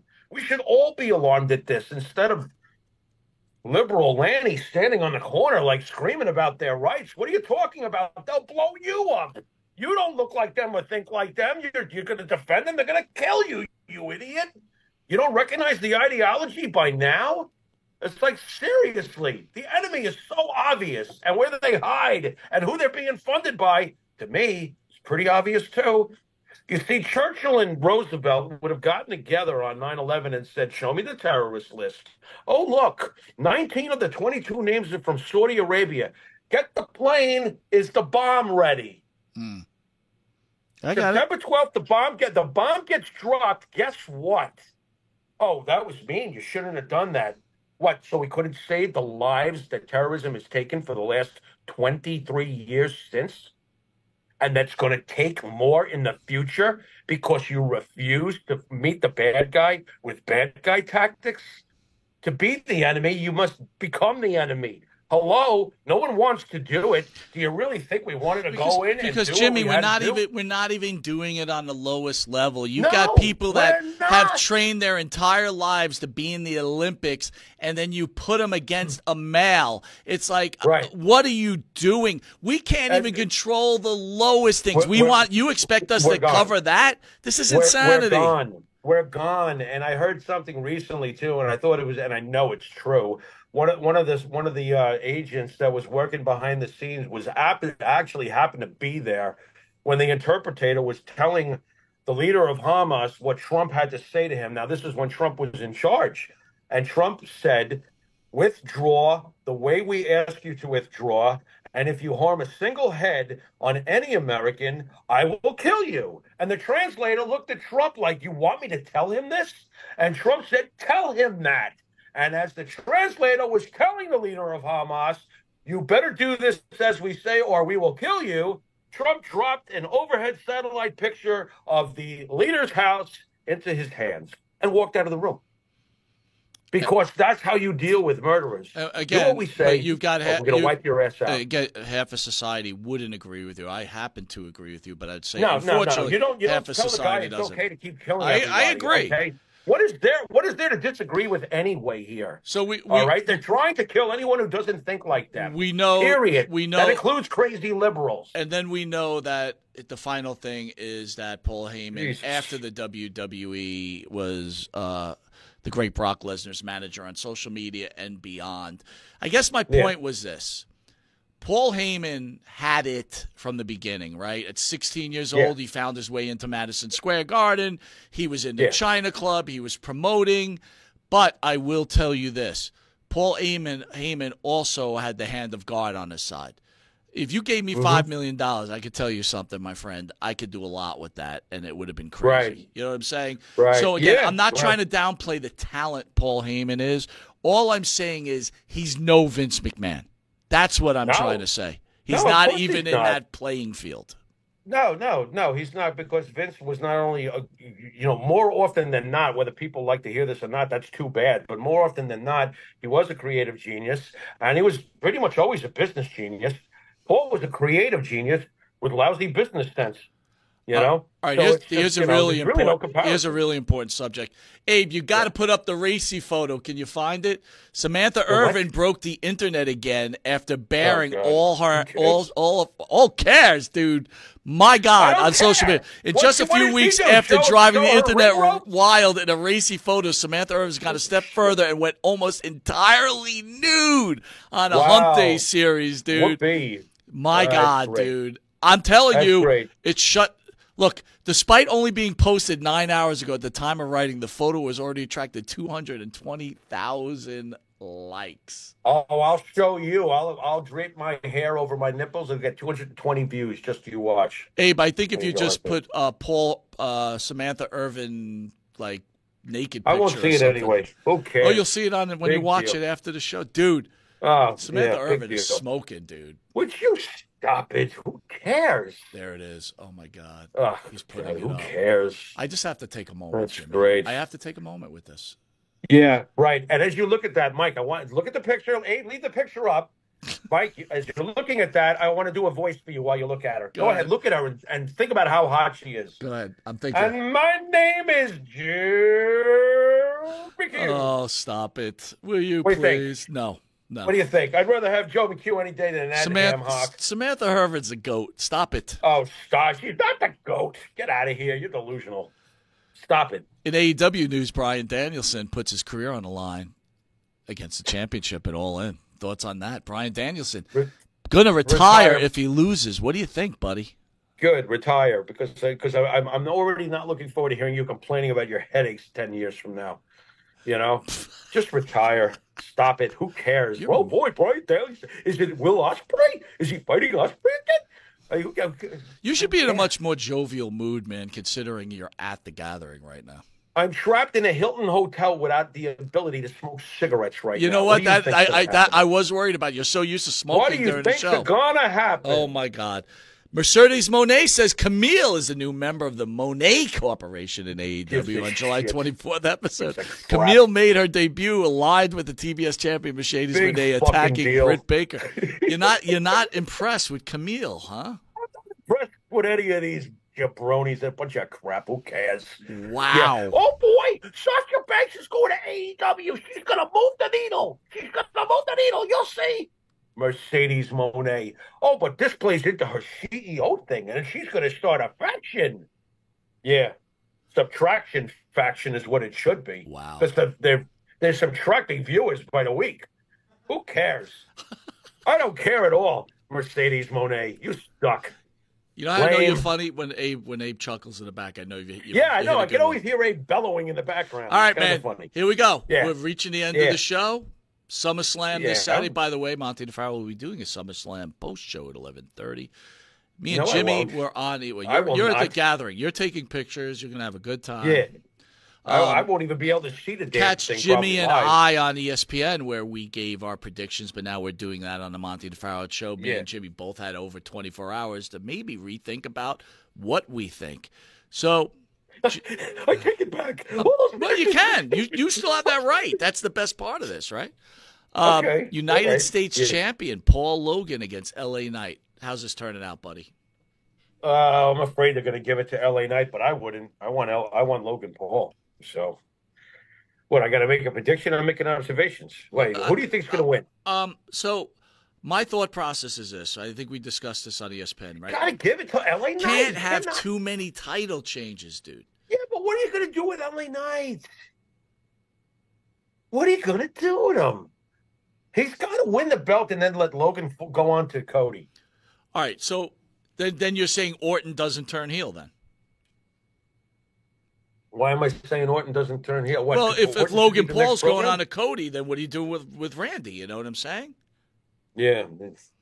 I don't Listen, know, man. listen. I totally Wait understand. a minute. Randy could turn heel on LA Knight. What's the matter who Randy turns heel on? You really want Randy going for the the United They States should wait for Championship. Randy they should wait for Randy to turn heel on Cena when he does his final shebang. He is the Joker to Cena's Batman. All right, after so all. your observation is you're saying really think they should keep it on Logan Paul? I think Logan Paul. We figure we should keep it on Logan Paul, but I don't know what this means for LA Knight. Obviously, I'm going to agree with you. I think it stays on Logan Paul, and I think LA Knight goes to where he belongs. Look, LA Knight where does he go? He's a bit player, dude. He's a bit player. He's not, though. If you look at the way he is, look, I actually have more respect to his level of over than Jey Uso because once you end with, I'll tell you why. Because once you end with everybody doing this and Jey starts talking, they're just yelling yeet. With LA Knight, they seem to like him more than Jey Uso. Interesting. He has more it factor than Jey Uso. You know what? You know what? I'm changing my mind. It's got to be LA Knight. I was just thinking, like, it has to be. You know, it has to be because it's like they owe this guy at this point. He's failed in every turn. Dude, he's done well, man. I think he's upper tier. He's not, fine, Cody, but come on. So we're going with LA Knight. I hate it though because Logan Paul's the man. I wouldn't take the belt off. I wouldn't either, but we're both agreeing LA Knight. We're not agreeing on anything. What we're agreeing is that this match is very interesting. That's what we're agreeing to. It is. Look, I hate doing that. I'm not going to not enjoy myself. Oh crap! Look, again, if you take yourself super serious that you're guessing someone's script good, I know there's nothing involved there. But it's okay to pick somebody. For the sake that we don't want too many title changes, obviously you can't have everybody change the belts, then I would say it would be wise to let Logan hold it. See, that's my problem, because as I look at the list, I see title changes all the way down this card. So it's like, how could you know what? I'm going back again. I'm sticking with Logan Paul. Yeah, it's rough, dude. I mean, I think they should keep it on Logan. LA Knight could just as easily win it, bro. I'm not going to sit here and say I know what the fuck they're going to do. Intercontinental Championship, Sami Zayn, Braun Breaker. Now this one has to be Braun. I can't take it. There better not be any other way than Braun walking out of there. By the way, CBS had Dragunov in this match. I don't know why. When I looked it up, they had a three-way. I'm like, what is that all about? You know what a shame his hard work is being lost here. Dragunov has been great so far in the ring. The guy's getting a lot of airtime. I don't think there's anything wrong there. It's fine. Dragunov's cool, man. I'm agreeing with you. This has got to be a Braun Breaker deal, and I'm going to stick to the whole Sami Zayn. Which is why that LA Knight thing kind of fucks me up. It's like, Braun has to win this. Yes. I mean, how many belts are changing that night? You can't have all these title changes. It would be be unbelievable. I don't think so. All right, so we're in agreement there. All right. This one's another tough one, man. CM Punk against Drew McIntyre. Special guest referee, Seth Rollins. The Rollins is going to fuck this whole match up somehow. Somehow this is going to be thrown out or, whatever it is, it's going to result in a three-way between the three of them at the next pay-per-view. I just got that feeling, But Drew needs some goddamn closure. But Punk, this is his first in-ring match in 10.5 years. This thing's got to get blown up. They're all going to wind up killing each other in a three-way or something, So I almost don't see a winner. I would love it though if Shane McMahon came out. I want us to think, because you and I always speak after these and go, Mike, we didn't use our common sense here. I said this time, me and Jimmy going in this with common sense. So before we, I just want to special guest referees at SummerSlam. Ventura. Yeah. Ventura, even though he didn't want it, he called it straight down the middle. Right. I think that's what happened. I'm trying to think of other special. Oh, Shawn Michaels wanted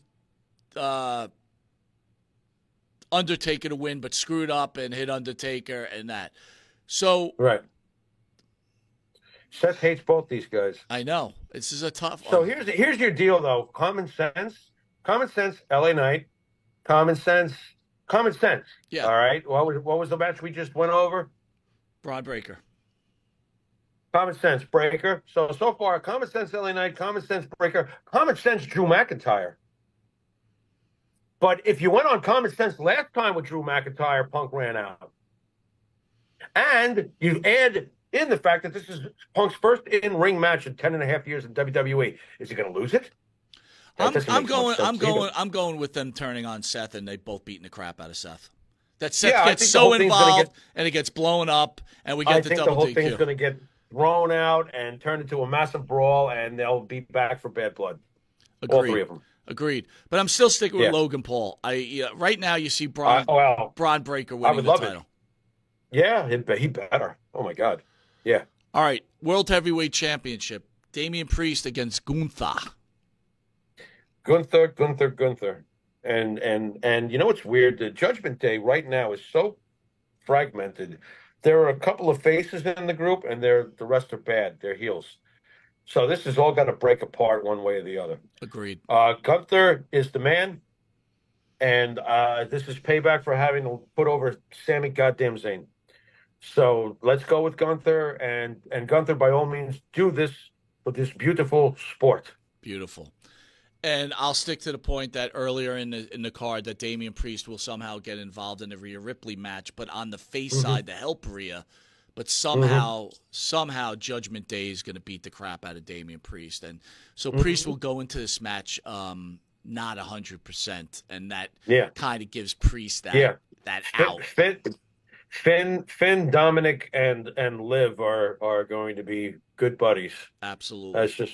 That's just where I feel this is going. So now we have 2 title changes so far, with a possible third, which just can't be. I don't think there's ever been a card like that where titles have just changed every time, right? Yeah. WWE Women's Championship match. Bayley defends against Nia Jax, with Tiffany Stratton waiting in the rings with the Money in the Bank briefcase. Common sense, Nia should win this. Will Nia win this? I mean, there's that little thing I talked about on ESPN. Does Tiffany Stratton really, holding that briefcase, want Nia to be champion? Be a lot harder to beat Nia than it would Bayley, unless she helps Nia win, and then she cracks Nia in the head with the briefcase and gets a pin.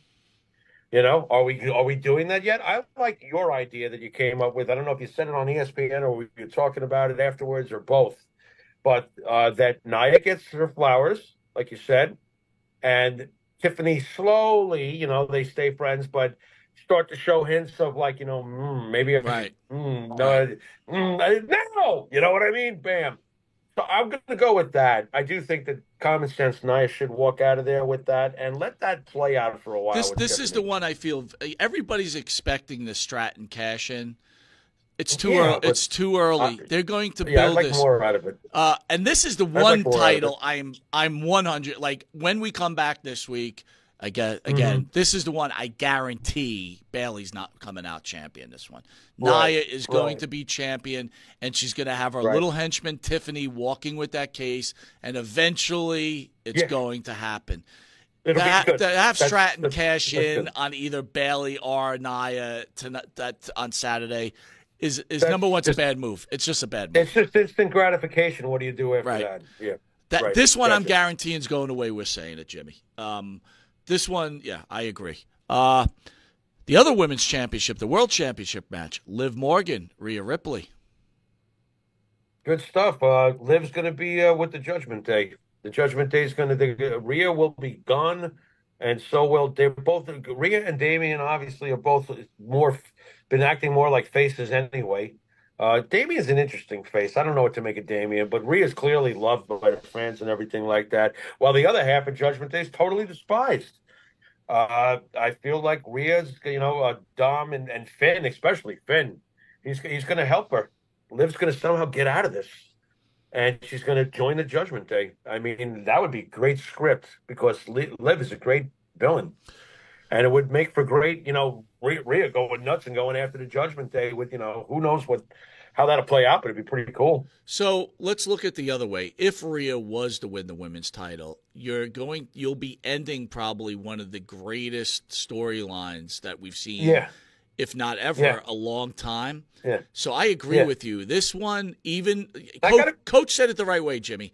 Even though it's predictable, it has to happen, and we'll all be satisfied with it, right? Oh, I know we will be, but as far as common sense goes, Rhea's a red effing hot. Put the belt on her. Rhea should beat her. I'm talking about common sense. We've been using that as a backup thing here, during our summarization of these matches. Common sense, Rhea should win this match. Okay? But wait a minute. But business-wise, though, Jimmy, business-wise, there's more in the chase on this one, man. And you could, Rhea's as hot as it can. You're just going to put her even higher, right? I agree, man. It's the chase is the long lost art that is usually the beauty of a heavyweight championship is the chase. You know, I mean, look at Ric Flair all those years with whether Dusty was chasing him or Tommy Rich was chasing him, whoever was Barry Windham was whoever was chasing him. It was the chase. Look at You Cody. know, Look at Cody Rhodes. yeah, who's chasing him? This has all been predictable. No, but I'm talking about the chase When with Roman. Cody was Yeah, chasing, yeah. right? Bingo, brother. Bingo. Of course, bingo. Yep, the chase. It's not the kill. It's the thrill of the chase. Name that song. Name that song, Mike. It's not the kill, but it's a thrill. It's not the kill. It's the thrill of the chase. It's Deep Purple, Come isn't on, it? man. Is that Deep Purple? There you go. I thought Knocking so. at your back door. That's right. There you go. Well, once you sang it, Very I good, knew it. man. All right, here's you the go. most tricky one, Jimmy. Undisputed WWE Championship. Cody Rhodes, Solo Sikoa. I'll open this one up because I'll just start it saying this way. Yeah. Because obviously everybody's focused on this match for the main reason, I think, is they're expecting Roman Reigns to come back. If this is the opening match, Roman Reigns is not coming back, right? I agree with that. Now, let's play it under the premise that this is the main event and it's the final Yeah. match. Mm-hmm. Here's my question to you. If Solo loses, or it's a double disqualification and the bloodline jumps on Cody and they're beating the hell out of him and, Kevin Owens and Randy Orton are hurt, whatever. Why would Roman come out to help Cody? He hates Cody. That would make no sense. It's stupid. I'm not feeling Roman coming back yet. I I mean, know either. everybody wants. I'm not feeling it. I don't feel it yet. You know what? The only way Solo could win the title, which to me would be ridiculous, but if Solo did win the title, I would much more expect to see The Rock help him get it than Roman. Why would Roman help him? Solo has anointed himself the head of the tribe, the head of the table. I mean, why the hell would Roman Reigns help him? We gotta wait. We gotta let that simmer. We gotta let that. We can't. It's premature. It feels premature. If anybody's going to help Solo get his hands on that title, it'll be The Rock. Yeah, but And then when Roman comes back, Roman's going to be going after that title. It'll make more sense. But What?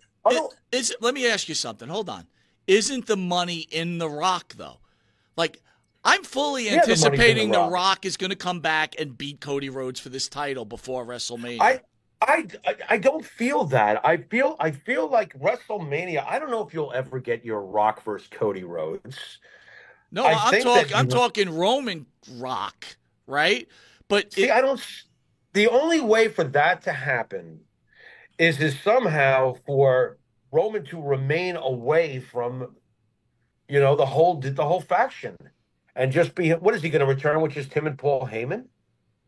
I mean, when Roman comes back, how does this work? Do the Usos just suddenly see? Because Jimmy's been missing, and Jay's obviously a face now. Does he come back with the Usos to fight against the Bloodline? Is Solo champion by the time that Roman returns? Does Roman not get vengeance against Cody? I guess he beat him the first time. Cody beat him the second time. You know what, They're Jimmy? even. You're a genius. It's only shit to try to think of. You're a genius. You just gave the Yeah. ending of the match. I just figured it out. You're Yeah. a fucking genius. Well, we know that. but go Cody ahead. Rhodes is going to beat Solo Sikoa. The Mm-hmm. Bloodline is going to start beating up Cody Rhodes. Mm-hmm. Jimmy is going to make his return. Mm-hmm. Jimmy's going to get his ass kicked. Here comes Jay. Jay is Mm-hmm. going to get his ass kicked. And then Here comes Roman. Roman. You just Roman Reigns. figured it out on this show. Yeah. That is it. Roman's not If that's coming what out to happens. help Cody. He's coming No. out to help the Usos. Right. Hence, That's what needs to happen. War Games. Bloodline must go against Bloodline. Real tribal chief must fight fake tribal chief. So yes, I think that with the Usos, the fact that they're already beloved and people been dying. It's so funny. Roman tried for years and Vince tried for years to get Roman over as a face. And now in his absence, after the greatest heel run we've probably seen in decades, now he's beloved. Now the fans are ready to cheer him. Hilarious to me. Hilarious. It's so ironic. But you know what? He will come back eventually and he will go against the fake tribal chief because Solo sucks balls. Boo. Now I do love Jacob Fatu though. I will say that. I like Bloodline 2.0, but now I'm a I little bit understand. disappointed To because get the job done. that's not the return that I'm expecting from Roman. But it makes Right. you just figured it out. You're going to have these We'll returns, see. and that's going to be it. Again, it's Yeah. all null and void if this is the first match of the night, which it possibly can be. They've had, Right. a lot of people don't remember that Roman used to wrestle in the opening matches defending his Yeah. Universal title. Yeah, they've People are done it like, oh, no, before. he did it quite often. He was the They've done it first in, before. first out, right? So, Yes. yeah. Done it before. RJ Hudson's going, what if Brock comes back instead? See, now that's what I'm actually looking for because, and I said that on ESPN with you. Where was Heyman? And again, yes, I obsessed over Heyman, but like I said on ESPN, Paul Heyman has been the mouthpiece for the World Heavyweight Championship for decades now. We're on 2 decades of this. That if you're world champion, it's most likely that Paul Heyman is speaking for you. But wait a minute. Okay? Why is Brock coming out in this match? Why? What reason? Because Paul Heyman is going to get back at that ingrateful, disgusting, fake tribal chief and his fake false followers that the real tribal chief never gave them the blessing to be a part of. He's going to just go, you beat him up. You beat up Heyman terribly. He's going to bring out the train. And I could see it happening. I really could. I could see just on Heyman alone. If it's just about Heyman, because you could Dude, still bring. if Brock comes out, can I add on that? What's this Oh, my God. possibility? Brock comes out with Heyman, Yeah. but somehow the Bloodline gets the upper hand, and then they start. And then they turn their attention towards Heyman, and then Yeah. Roman comes out. Well, if you put Roman and Brock together, this is the most powerful, explosive thing I've seen since Hogan and Savage. Absolutely, Now, how crazy would we get for that? I don't even. If know I'm the what to say Bloodline, about I'm taking a something like powder right there. that. Yeah. That would really be something. But I'm only thinking about it from the Heyman angle. Heyman's got to get revenge for what they did to him. And I guess that really should only occur through the tribal chief, although I love the idea of Brock reappearing. I'd love to see it. I love Lesnar. I want Lesnar to come back. Of course I do. Does Be the great. WWE need that type of ending to this card to blow the roof off the Need place? that type of ending? I wouldn't advise against it. I think that it would be a wise idea. Look, it's one of your biggest shows. It's really your second biggest show traditionally for the last 35 years, 36 years or whatever. You should end it that every huge show should have an ending like, oh my God, if I miss Raw, I'll kill. What am I doing? I can't miss Raw, So yeah, that should be a holy shit ending every time, especially in major pay-per-views, premium live events. Maybe Gilbert will come back. Don't you laugh, man. Gilbert's downstairs. I said a little before. Gilbert's here. Did you really? All right. Yep. We're done here. I want you. What are your plans for the gathering this week? Tell everybody. That's a good question. I mean, come on down to the gathering at the Hilton here in Charlotte, North Carolina. Woo! Karen's got a table. She'll be selling the Wahoo books, and I've got the T-shirts thanks to Mr. Monty and the business cards and all that stuff. And Karen's got some really awesome robes. I get to be privy to watch her make the robes, and that takes months. Oh my God. Quick question. Then I get to be the robe model. That's awesome. You must laugh your ass off just Dude, thinking about that. That's awesome, bro. Put this on. I'm like twirling around. Woo! Let me ask you this: is Andrew I'm silly. Anderson with his valet, Miss Karen? Is Miss Karen with him? I haven't seen Andrew yet, but he's wrestling. I think Big Vito on Saturday, and the second I see him, I'm going to be like, dude, if you put him over, I'm going to be so annoyed at you. I want Andrew better not be putting over Big Vito Dude, this weekend. I think you'll be signing a lot of autographs yourself on this whole event. It's going to be a bit crazy. People have recognized me. Security recognized me earlier. I had to run. Told them I had to run.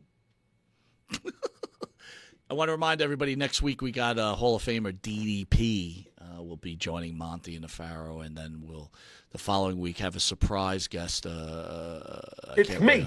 It's me. It's DDP. I know you're going to say that, and I'm just going to be like, Jesus Christ Almighty. By the way, I know you hate when I do it. Hannibal So I had what's her name on? Kimberly Page on today. She is still beautiful, dude. Still beautiful. Kimberly Page, very nice.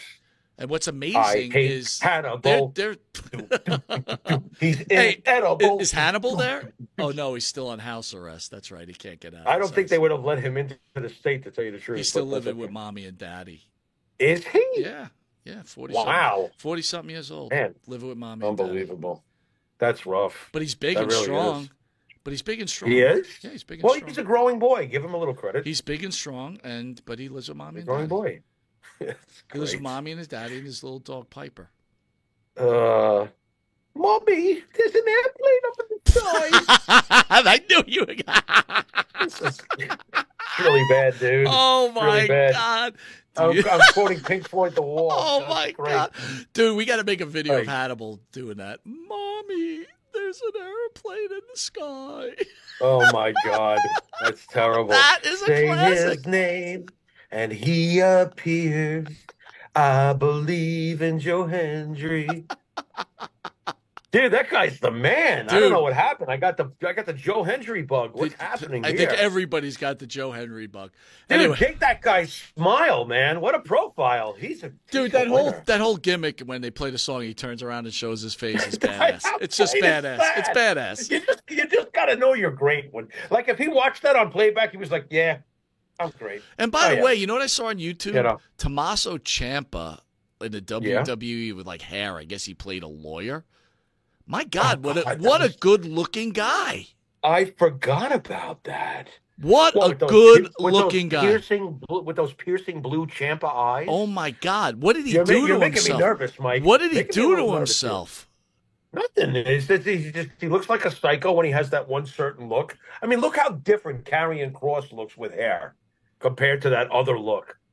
You know what I mean? It's like, it's totally different, dude. Totally. Whatever. Karrion Kross is just, that guy's packed. I'm sorry, he's packed it in. When I You know mean what's packed funny? it in, he's like, hey, I'm glad to be in the WWE. This rocks. Me and my wife dig it, and I'm having a good time. Yeah.